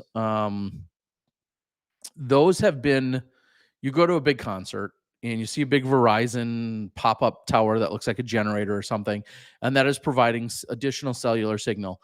Please know that there are a ton of thresholds, and this has been looked into for many years, and I still don't know all the answers, but there's a ton of thresholds to them doing that. It needs to service a certain amount of people. It needs to be plotted out and installed and readied weeks, if not months, sometimes in advance. There's a lot of things that factor into that, and that doesn't necessarily always guarantee, depending on how they're set up, that doesn't necessarily guarantee that it's going to be improved, and that it can fix all the problems. It could be improved, but it may not fix every problem. And so when it comes to things like satellite trucks, you then need a totally different technology from what we're currently using to get the signal to a satellite truck, to then get the satellite truck to get that signal out. So as much as a lot of this, to some people, especially the laymen, may think this is like super simple solutions and you're just going to go out and buy this piece of equipment and it's all fixed. If it were that easy, we'd have done it by now, or been now in the position to do it. And it's just, quite frankly, it's just not as easy as some assume or think that it is. And yes, we're dealing with bigger budgets more now than ever, but we're still not a Woodstock festival or a Bonnaroo festival. We're still not a Pearl Jam concert with 50,000 people at it or some other festival. And there's still a lot more to it than most people realize. So, and plus, who knows? I mean, really, in 5 years, we're going to be on 6G, 7G, 12G. Are we going to be doing something entirely different that's been constructed largely for video transmission? I can't say. I mean, I look forward to all those days, but can't say it just yet. Terry, it's me, the hog, Jim. Hey, Jim. I haven't seen or heard from you in a while, but good to see and hear you that you're out here. Scrolling down, Laurel and Hardy, Abbott, Costello. Okay. Remember when we were so happy just to see a whole live in webcam, where we hope for more than just lead card. The dozens of YouTube channels spoiled us. I mean, post-production has certainly helped push the game forward in a lot of ways and helped us gain fans. It would be funny if post-production never really came along the way it did, because then I don't think you'd see the complaints that we have about live. most people won't tell you, oh man, my favorite team is the Dallas Cowboys. I just don't have 3 hours to watch them, or 4 hours, or I don't have the pregame, the game, and the postgame time to watch with them. But yet you'll sit down for 9 hours on a Saturday or a Sunday and do it. I just think you're right, because post-production took the way it did and became so favored, because live wasn't really even an option, or the live options were far inferior to the post-production quality. Yeah, post-production certainly helped shape and mold the fans and the viewing experience. However, we want to continue to shrink that gap between live and post, to make it feel like live is so much can be great to watch. And I feel like we get closer and closer with it every broadcast, or at least every year, we're getting closer and closer to making it that much more enjoyable. Post is great. Clearly, I'm going to still continue to do post and continue to do live. But right now, when you're watching live, you realize you're seeing 10, 12, 15, 18 different golfers, plus a few extra highlight shots from this guy and that guy and this woman, and the throw in here that we happen to capture, or what. Like, there's so much golf that's being showed during live. It's insane. And it's not even, it's leaps and bounds what it was just 2 or 3 years ago, now that we have as many cameras as we do and as much resources. So I get it. You still may not love it. That's fine. But just know it's going to only improve and continue to get better and become more and more prevalent week in and week out. Jim asks, is that shirt from Guam? I think I have the same one. I did not purchase it in Guam. Was it made there? Maybe. But it was not purchased, or it was not purchased in Guam. I have not yet to be in Guam. I have yet to be there. Thailand, Singapore, Malaysia, 2022. Another story. All in the works. Love to see Disc Golf World release NFTs. Stumbled upon a collection, Disc Golf Punks. Right idea. Yeah, I mean, you're going to continue to see and hear more about those. That's a whole nother rabbit hole that I'm not prepared to go down right now. But yes, NFTs, I think you're going to continue to see and have offerings of those as we move forward. Ray said, someone here may remember Jomez, Steve Dodge's a disc post that they filmed someone holding in the background. Yeah. Backwoods. Hog, it's good to hear from you, brother. As Luke says, I agree. Statistics can be a red herring. Absolutely. Again, I'm not much of a number or statistics guy. I'm very high level when I usually reference them, unless something's obvious that jumps out to me. That's like, oh, hey, I can provide an insight on that. That's why I leave it up to smarter math people for your statistics stuff. Go Chantel, plus 22, Canada represent. Awesome. Yes, saw her out there. Big Germ, does he have any leads on the stolen disc? I haven't talked to Big Germ. I've barely even seen him, actually. I'm feeling like you would have probably seen or heard an update via the socials if there's been any development there. Brody, question mark, won't win it. No, he won't. Not this year. He's not winning this. I would be willing to place any bets at this point.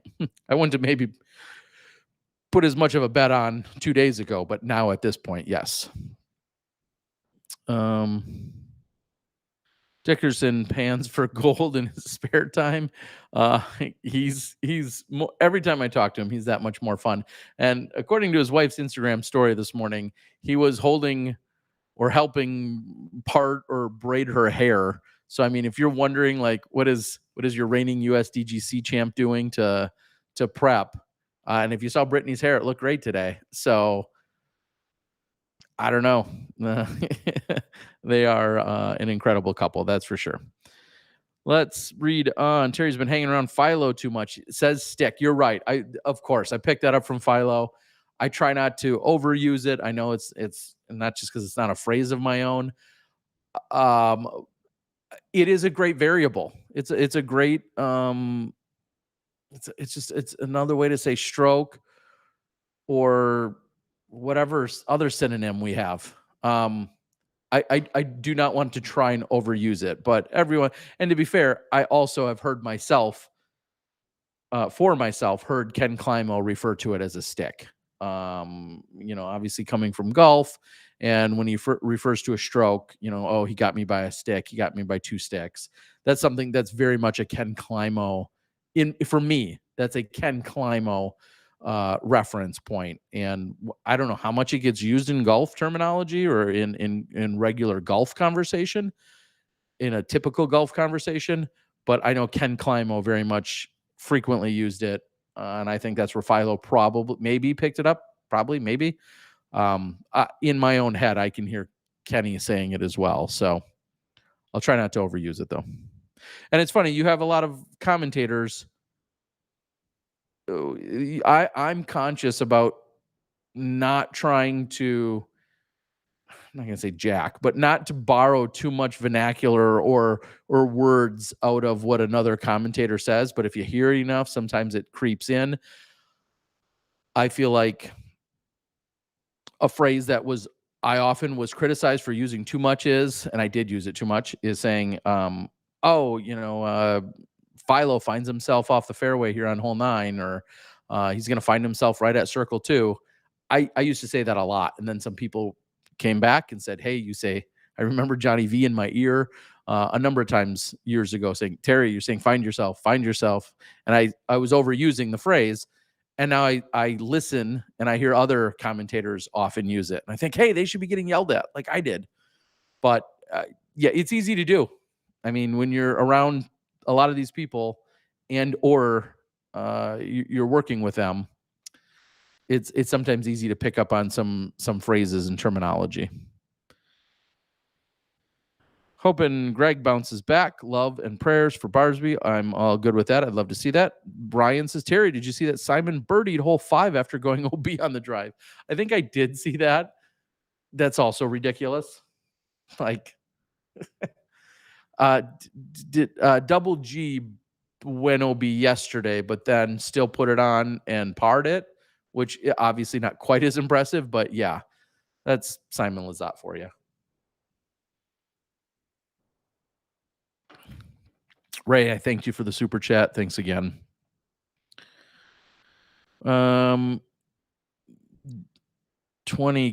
for first at DGPT last year. You're probably talking about the championships. This year it's 30. It's tough. I don't think we're not at a point where we're comparing apples to apples for every single event. I mean, look at the match play event, very unique.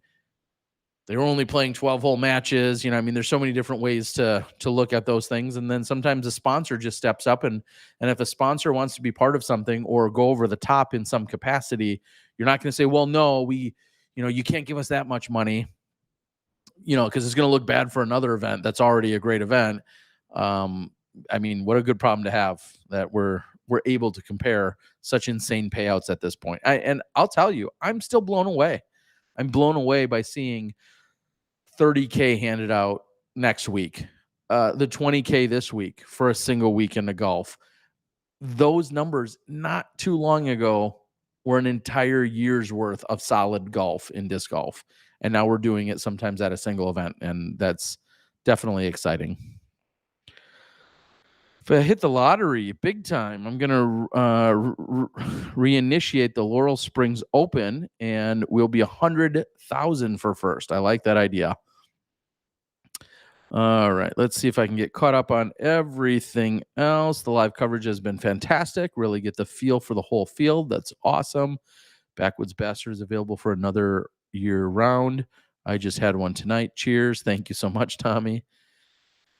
I've stopped watching Joe Mez, to be honest, for the last 2 years because of Disc Golf Network. And the good thing is if you miss a live broadcast and you want to go back they'll always be there at almost every event. So I don't always think, a lot of people have for years said it's like an either or argument between live and post. Consume a little bit of both. Consume all of one and some of the other. This isn't a fight. There's not going to be one ultimate winner and loser. You're going to have both probably forever. Ray says, Terry, you could make an RSS feed for audio-only podcast of these live shows. I probably should be doing something like that, honestly. there's a lot of things that I'd like to do besides, well, including rambling on for hours with you guys.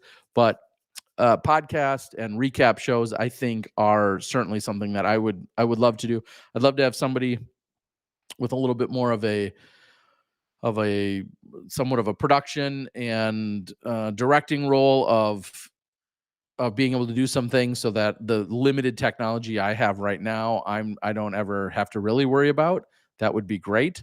But yeah, I think we'll all get there. I think we'll get there at some point. Jamie Thomas has asked, and maybe this is a good question for you guys, especially if you're somehow sitting here still watching me. Jamie Thomas has asked me, like, what kind of show do I want to do on Disc Golf Network? And to be honest, that's a great question. I love doing our disc golf smash box every single Tuesday night. I hope that you guys enjoy that. That's obviously a very long form, kind of two guys just rambling kind of podcast.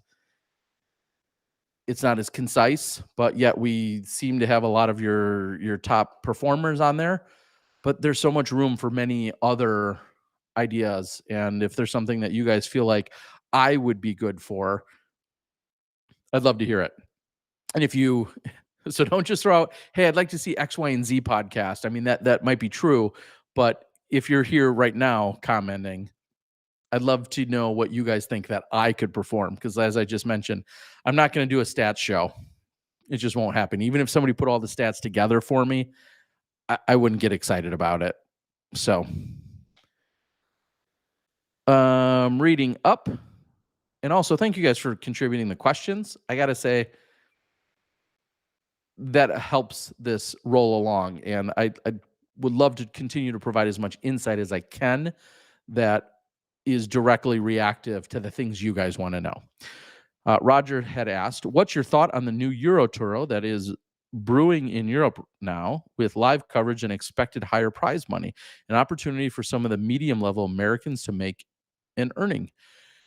Yeah, I think we talked about that on the podcast the other night, about like if it's worth it, or going to be more worth it to travel over there for some of those events. I feel like a lot of those events, the expense is still significant to get there and to be there. So if there is a way to continue now to do some self-promoting and or branding, that's how it's going to be most valuable. Meaning you go there, maybe you play for 3 consecutive weekends, but also on 3 consecutive Wednesdays, just making up a day, Tuesday or Wednesday, you're doing a clinic, you're doing a demonstration, you're doing a disc signing, something exclusive somewhere.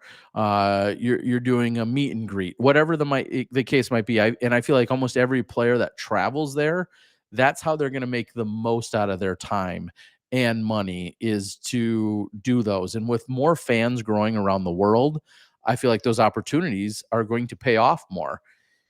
10 years ago, you had to have a certain status symbol and maybe have a certain performance level for a meet and greet to be successful. Now we do have a ton more fans. We have a lot more players that are good. And I think all of those things mean we could go out and have a more fruitful visit when it comes to traveling internationally. And I think those could be happening now. Are you going to travel over there and then come home with a ton of money in your pocket? Probably not.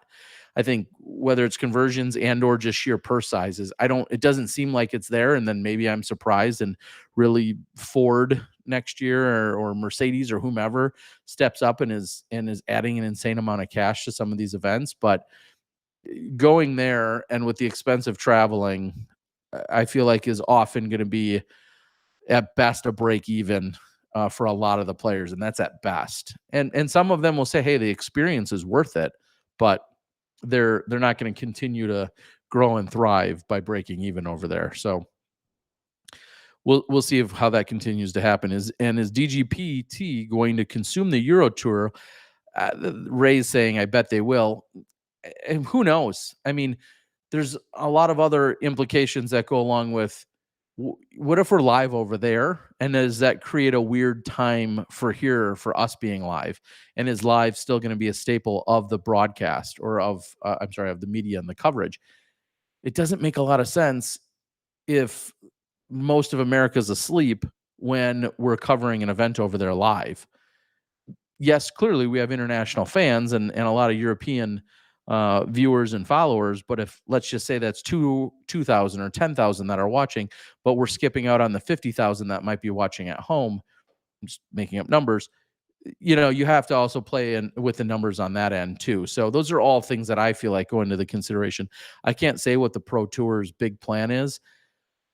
Right now, I feel like the Pro Tour is obviously very US centric with the additional stop being added as the PCS Sula, which is an incredible event and venue, and super happy that I've been there and experienced that. Isn't necessarily a goal to have a bunch of stops over there. That I don't know. I'm not. That's above my pay grade, as they say. But I think establishing and dialing in the tour here, where the vast majority of players are, should be the number one goal.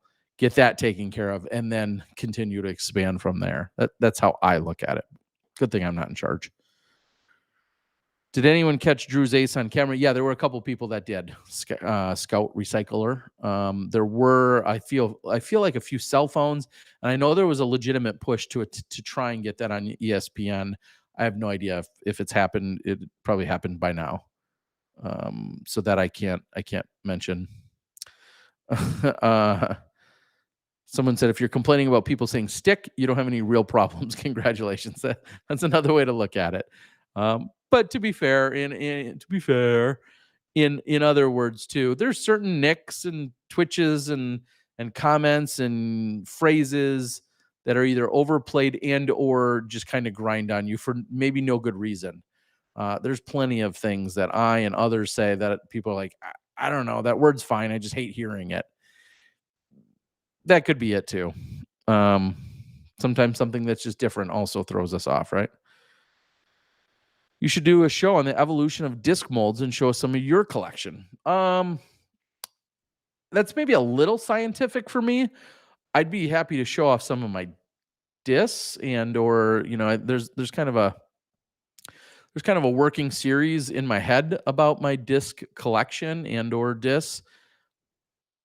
I guess it depends on how nitty gritty and scientific and or technical we'd want to get on that. I guess I'm reiterating again, I'm not much of a technical guy, but that's possible.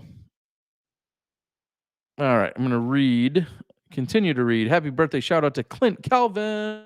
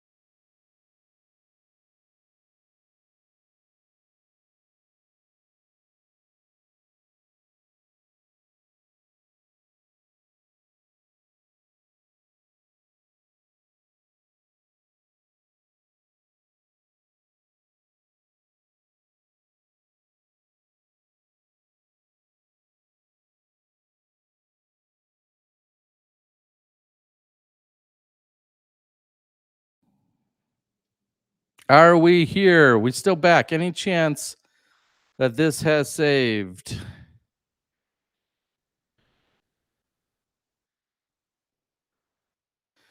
But don't see you. So you guys are saying you can see or hear me or no?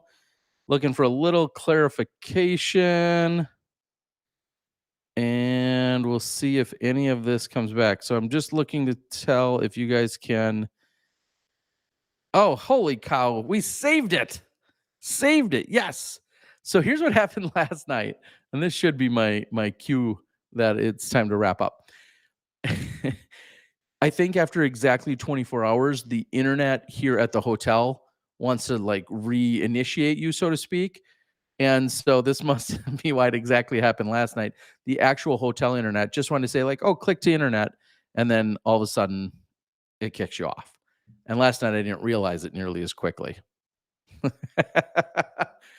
All right. So, folks, tomorrow night before 12:20 Eastern ish, I need to make sure that I'm totally logged off and we're wrapped up by then, because otherwise it's going to reset. And it was by very small chance that we were actually able to get fully reconnected. All right. I don't know where you last heard me, but I was reading through some of the questions and story about the disc, pulls out the disk of storage. We're working on that, Tim. Shane, the last thing I had read or heard was reading was Shane said, your title would be, but you're a super liaison between the players and the fans. That's what I was last talking about for me. Thank you. I'm very blessed that I've known so many of these players. I'd like to think that I have at least the respect of these players for the most part. I'm sure some of them don't like me but still play nice with me.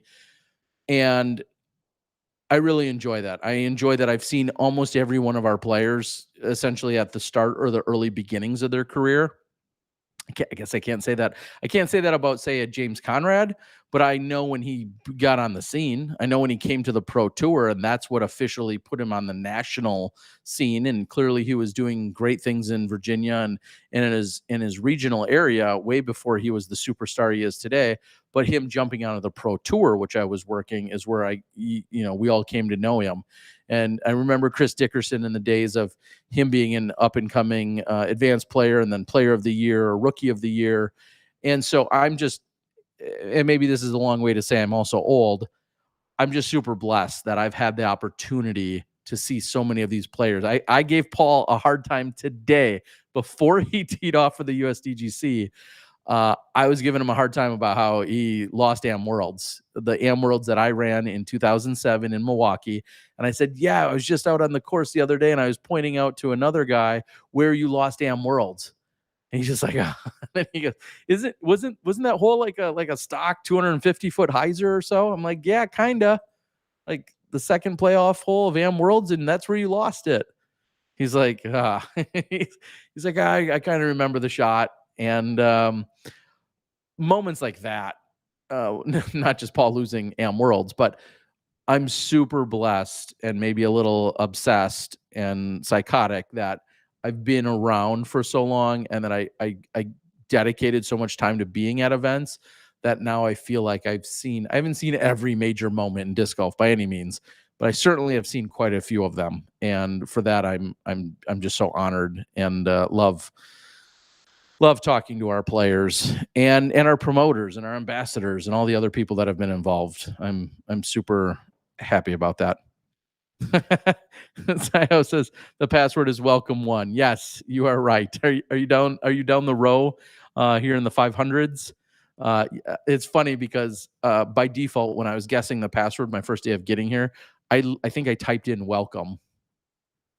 That's a common password, I guess, at hotels. And sure enough, when I looked on my little key card, it was welcome with a capital W and one to close it out. So I was pretty close for never being here before. Again, thank you for the password. I appreciate that. Somebody says, rest in peace, Joe Rogan. I don't know what that's about, but hopefully Joe Rogan's all right, even though he might have some crazy ideas. We need to contact emergency services. No, not spilling the beer on the laptop either. I will drink to that. He exceeded the bandwidth. I did not. And from there, it looks like I'm relatively caught up. Do you think anyone can achieve 1,000 rating? I think the short answer is yes. I don't know why they couldn't. I'll tell you this. If you make, and I'll be a little dramatic, hyperbolic, and say if you make 99% of your putts from inside the circle, you'd be surprised probably how quickly you get to 1,000 rating. And that's not the backwoods talking.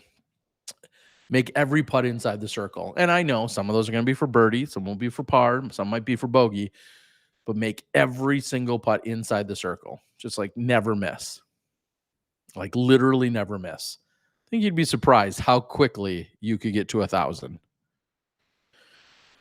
Bacon asks, do I throw any old discs that aren't in production? Closest thing to that would be old Ontario rocks. I mean, they technically make rocks. There's a million different versions. I like to throw, I was always most comfortable and throw rocks from the 90s, the Ontario rocks, which came out in the mid 90s.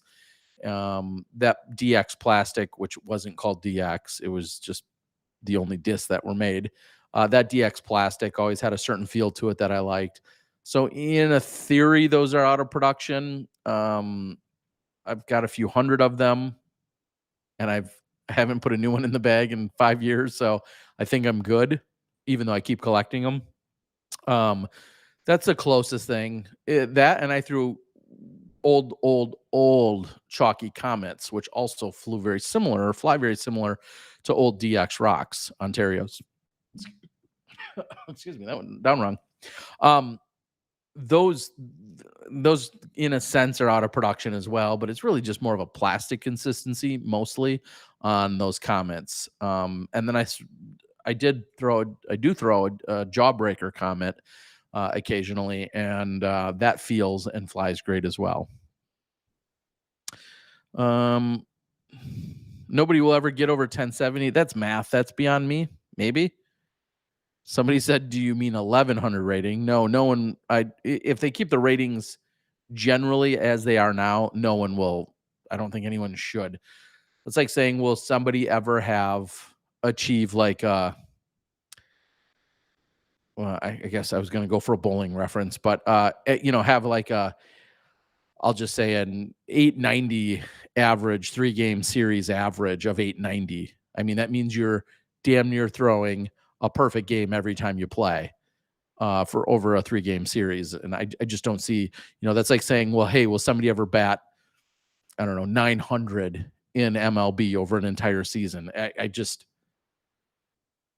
conceivably, is it humanly possible? Yes.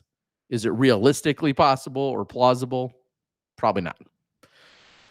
And those are maybe just other random, I don't know if those comparisons are great, but you get the gist of it. Are there any women winning if they're not beating Tatar? Are there any women winning if they are not? Yeah, I mean, here's what I'll say about that. You can only beat who shows up. And that's clearly not a rip on anyone. That's not an asterisk on anyone. Like, you can only beat who shows up, though. You can't control that.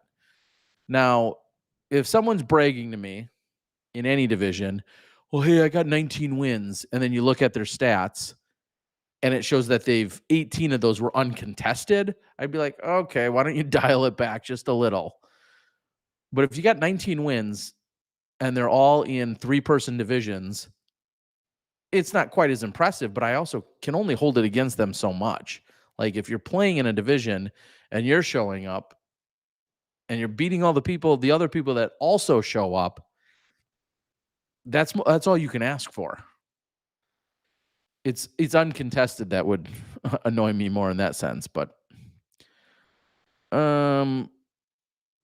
Tatar would be up by several sticks. I see you guys really taking to the sticks conversation.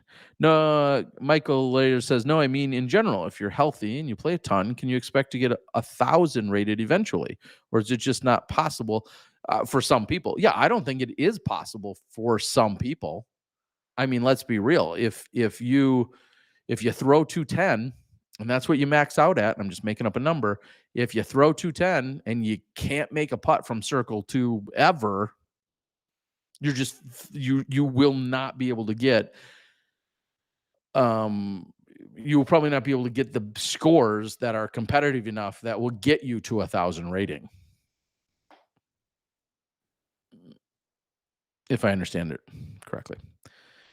I think Paige's documentary crew is still filming her winning USDGC would be a good redemption arc. They are not, Ray. I know this because I went to Utah to do some commentary, some narration with regard to her documentary. And as far as I am fully aware, I believe after spending a few days there, they are completely done with the filming of the golf. The filming of the golf. That they're done with. I mean, there's other pieces and whatnot that may be assembled in interviews, but the actual filming of golf is not is complete. And her winning USDGC, I mean, and even there, unfortunately, if we're getting nitpicky, she's playing in the Throw Pink event. The Throw Pink event this year is not the women's national championship that it was last year. It is not a major. It is, I believe, an A tier or an AX. So it's a big, exciting, prestigious event on this incredible course, but it is not a major. And therefore, it's not. Paige, I think, said in the press conference, it doesn't hold quite the water that one of the distinguished majors would. Ones that are distinguished as a major is a better way to put that. Did Premium Plastics come on the scene? Which was first? We saw Proline Plastic and we saw CE Plastic. And I will tell you, I think it was 99. I was on spring break and we were at this bar. No. Well, there was. Okay. I won't mix my stories yet. Those are for another day. But one of the stops, I played in the Lexington Open, 99 and 2000. I think I played in both of those back-to-back years, or 2000 and 2001. And so right around that time, 99 or 2000, I was down there. I remember that event had some of these red, I want to say Valkyries and or T-Birds, maybe Leopards. I don't remember which exactly what. They were very early on. And they said Champion Edition on them. I remember picking it up. I remember flipping it over and seeing a $14 price tag on it. And I think I audibly said, "You're crazy. Like, you're crazy. $14? I get 3 for 20 all the time." That's what discs were. They were 7 or 8, probably not 9, but usually $7 or $8 for a disc. And these guys wanted 14. And you were crazy. It's pretty much what was said. And there's a box of 25 or 50 or whatever. And I remember laughing, like, that's just absolutely crazy. Those were the early days of CE, or Champion Edition discs. That was one of my first ever interactions with them. They also had the Pro line, and some Pro lines kind of then became more translucent. And so it's not like the Pro plastic of today, but it would say Pro line. But then some of the Pro line actually went on to become basically Champion. I can't break down every single disc and model and date, so to speak, but it was all that kind of funny transition period. And I'm very blessed and old to say, like, I remember we had one disc. We had a disc by Innova. We had disc by Discraft and disc by Gateway or Whammo. And that was it. Like, you just had one blend of plastic. There weren't multiple price points. Now, you might have an expensive one. You had a mid to early 90s San Marino that might have been $20, and that was like crazy. Like, oh my gosh, we're gonna pay $20 for a disc. That was considered, expensive or crazy at the time. And eventually all these other plastic lines continued to come out. It's been I cannot say this enough, and I'll beat it to death. I am so blessed to be part of these various eras of golf, to see Kenny play, to play against Ken Climo on my birthday, 2007, at a World Championships.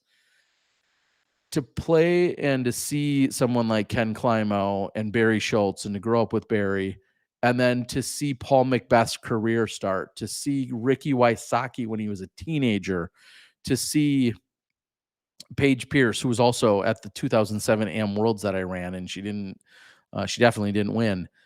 And to see her win her first ever major and A tier and every world championship she's ever claimed, and Katrina Allen missing, going to the wrong course in the 2014 Worlds to show up late, to then get penalized, to then still go on to win it, and to be essentially the only camera on Katrina Allen as she's tapping in her winning putt at the World Championships. And that's the same year that Paul and Ricky, of course, had the playoff out there at Blue Lake.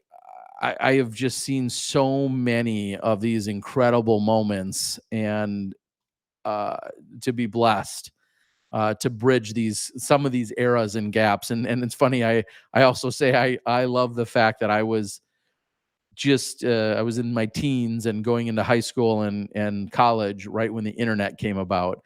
And at one point, I literally, to this day, have every single page that ever mentioned disc golf. I have it printed off of the internet and in a binder, because I was a teenager. I was in high school. I was like, oh my God, this disc golf thing is on this internet thing. And every single page that contained the word disc golf that was on the internet, I had printed and it's on a physical piece of paper and is currently still sitting in a binder somewhere. So I feel so great that I have been around through all these eras, and I wasn't there for the very beginning. Clearly, disc golf started right as I was born in 78-ish, 76, 78 area. But to be part of where I have been and finding it when I was a teenager, and to be now at 43, I'm so incredibly blessed. All right. Hopefully. Things still going. Yeah, holy cow. Things are still going. As I get into this random rants, we're going to start to wrap things up. And I'm not going to say that 9 times, just 8 maybe tonight. But let's start to wrap things up. I'm going to read a few more things. Dang, thanks for the update. I thought I saw fancy cameras at Winthrop. No, yeah, there's fancy cameras out here. Lots of them, but not necessarily ones that are filming specifically Paige for her documentary. How far do you have to throw to get to 1,000? What had happened to Cam Coldglazer? I think he had a rough day out there today. Martin Hendell, best of luck as he continues to rep Canada. Again, clearly many of you would have thought like, oh yeah, the Canadian that's killing it out there. You know, not Simon, Thomas Gilbert. Well, don't sleep on Martin Hendell or his sister, Sandy Hendell, also very good golfer. It's one time at band camp. Yeah, that's where I feel like so many of my stories could go. I'm lucky to hit 375. Drop T-Dog a real quick, like real quick if you haven't, y'all. I appreciate that. Any likes. I was thinking about, at one point when I logged on this morning, even though I know my face froze last night, at one point when I saw there was like 9 dislikes, I was like, oh, okay. And then there was 15 and then eventually like 17. All I thought to myself is how many people came across what my title was, which I don't feel like is spamming or you know, clickbait or anything, but came across my title expecting something else. And then it was just me talking. Sorry if you're new here and you were expecting to see some golf. Again, that could be done in some other post-production type wrap-up type show in the future, possibly. Best thing about Terry's late night streams, no night bot. Oh, that's a good call, Tim. I should implement one that somehow is hassling you guys. How good are you throwing lids, Terry? Ever try a lid-only tournament? I would play one in a heartbeat, Ray. Absolutely, in a heartbeat. I don't think I'm exceptional at throwing lids, but I don't think I'm far from bad at it. I was never a good or exceptional Frisbee thrower as a kid. I used to say this all the time. People said, oh, you play professional disc golf or you're into this. I was no better than the next guy at throwing a Frisbee as a kid. I just worked really hard in my teenage years, and that's where I think I developed a decent skill set that I thankfully mainly retained without a ton of practice. I also learned I didn't want to be a top-level professional because I didn't want to take it to the next level. Like, I was very blessed to go from from, starter to relatively good or decent, but I didn't have it in me to be like, I want to go from decent or good or above average to like excellent. I didn't have that notch in me. And by that time, I had fallen in love with course design, with running tournaments, with starting clubs or being part of clubs. And that's when I started taking, and from that point forward, I was in the 980s or 990s. And I was like, that's good enough. I'm okay with that. I never had that drive to do what it takes to go out and be a top level competitor. I was so much more interested in the back end stuff. But I would do a lid tournament any day that I was available. I would love to do it. It'd be so much fun. I mean, one of my first ever discs was a Lynx. So, and that's like this big, huge. Zephyrs, Lynx, Jaguars, all of those discs. Archivist, historian, scholar, and a gentleman. Terry has to do a documentary. Well, thank you. So much footage that the night editor and director could make the ultimate disc golf doc, probably. I do have a lot of golden footage from the early days, some of which might not be filmed well or super high quality. But there's a lot of events that I have action from that no one else did, simply because I was there on my own to capture it. How many subs does DGN have right now? I couldn't tell you. That is a question I haven't asked in a long time. So honestly, the short answer is I don't know what that is. I'd have to ask about that. Great to see Milwaukee blood in the PDGA from your area. Oh, awesome. Bacon? Yeah, Terry, have you ever given a long interview, like about yourself? I was super flattered and honored. The PDGA, which happened to be on Father's Day this year, the PDGA sat me down at the World Championships, and they used me as a little bit of a world's historian, although there's so many people that, could probably recollect a lot more things. But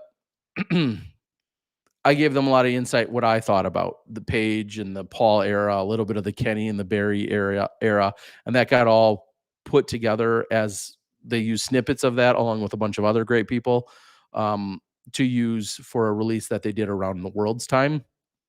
Outside of that, I don't know that I've given a lot of really long form interviews necessarily.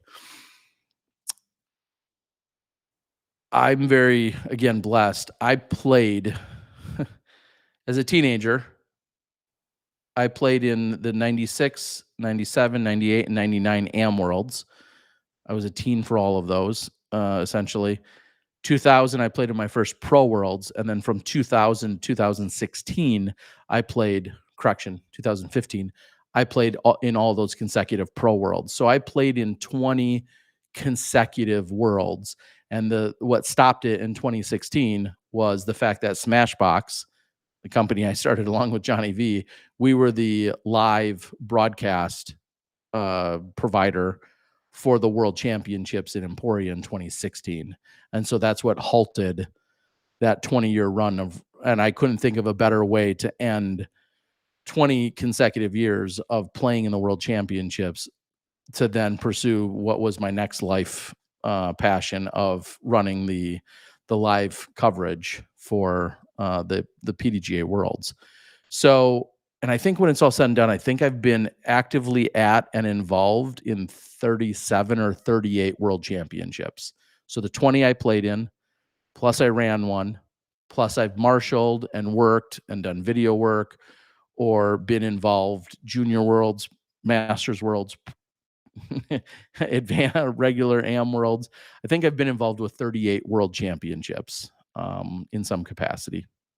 Super, super blessed. Jens says at the 2017 IFT in Michigan, they played one round tourney where you could use a Whammo 15 mold guts disc. Would love the pros do something like that. Yeah, and there's a lot of pros that would kill it. I mean, Double G throws his Sonic. You guys know that. And so does he have the touch and the finesse for some kind of a fastback or a lid or an oversized mold? 100% he does. I mean, if you're skilled in throwing a disc with some time, you're certainly going to be skilled in throwing some other form of lid. Some would take to it better than others, but if you're a 1,000+ rated disc golfer, the window or the learning curve to be able to throw a lid with some adjustments probably isn't very, that's not a very big learning curve.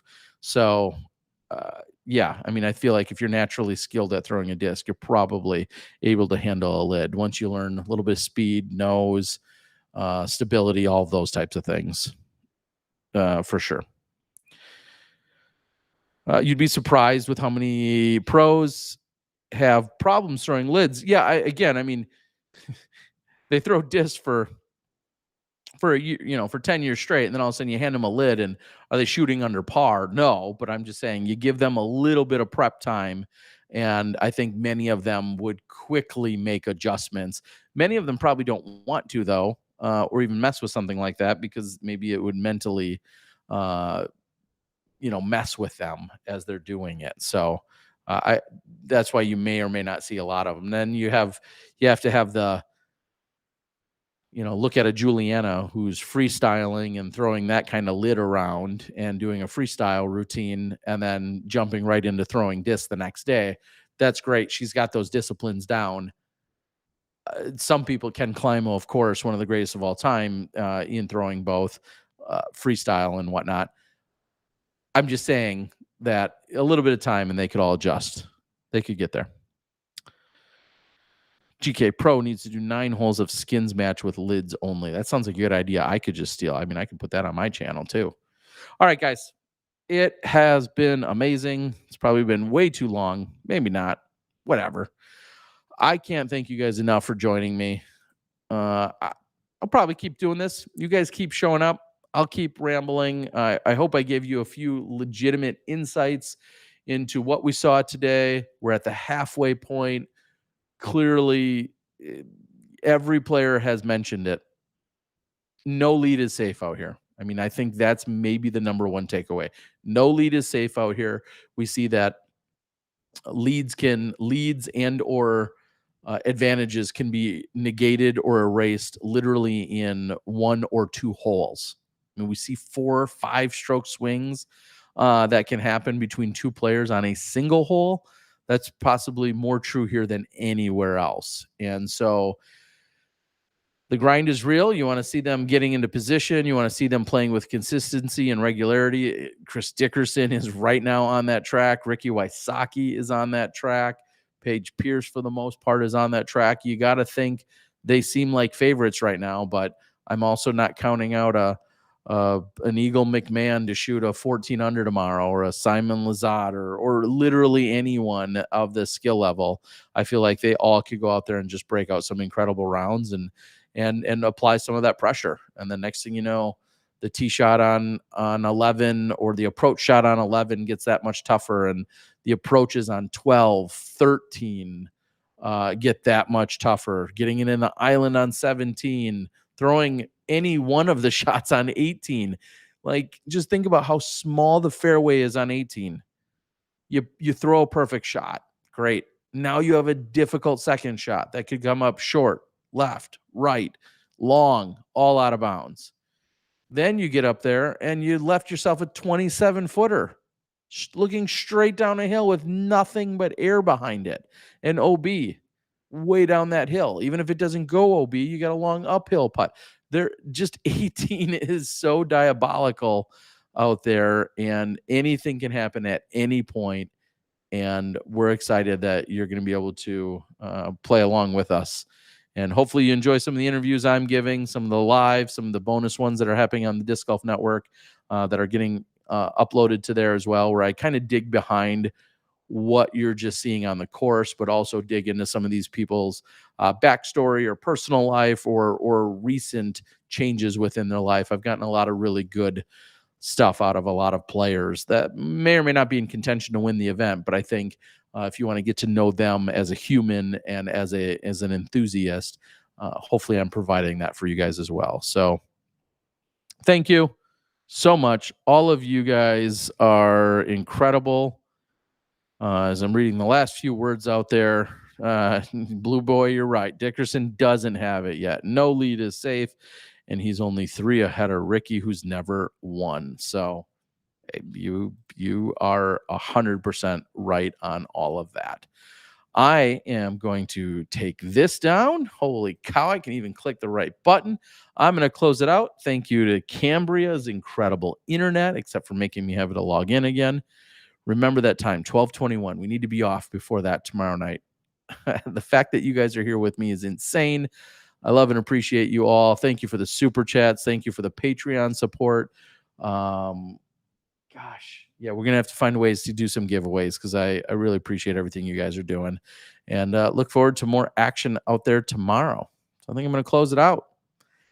I'm the Disc Golf Guy. This has been my day 2 recap of the 2021 USDGC and the Throw Pink Women's Disc Golf Championships.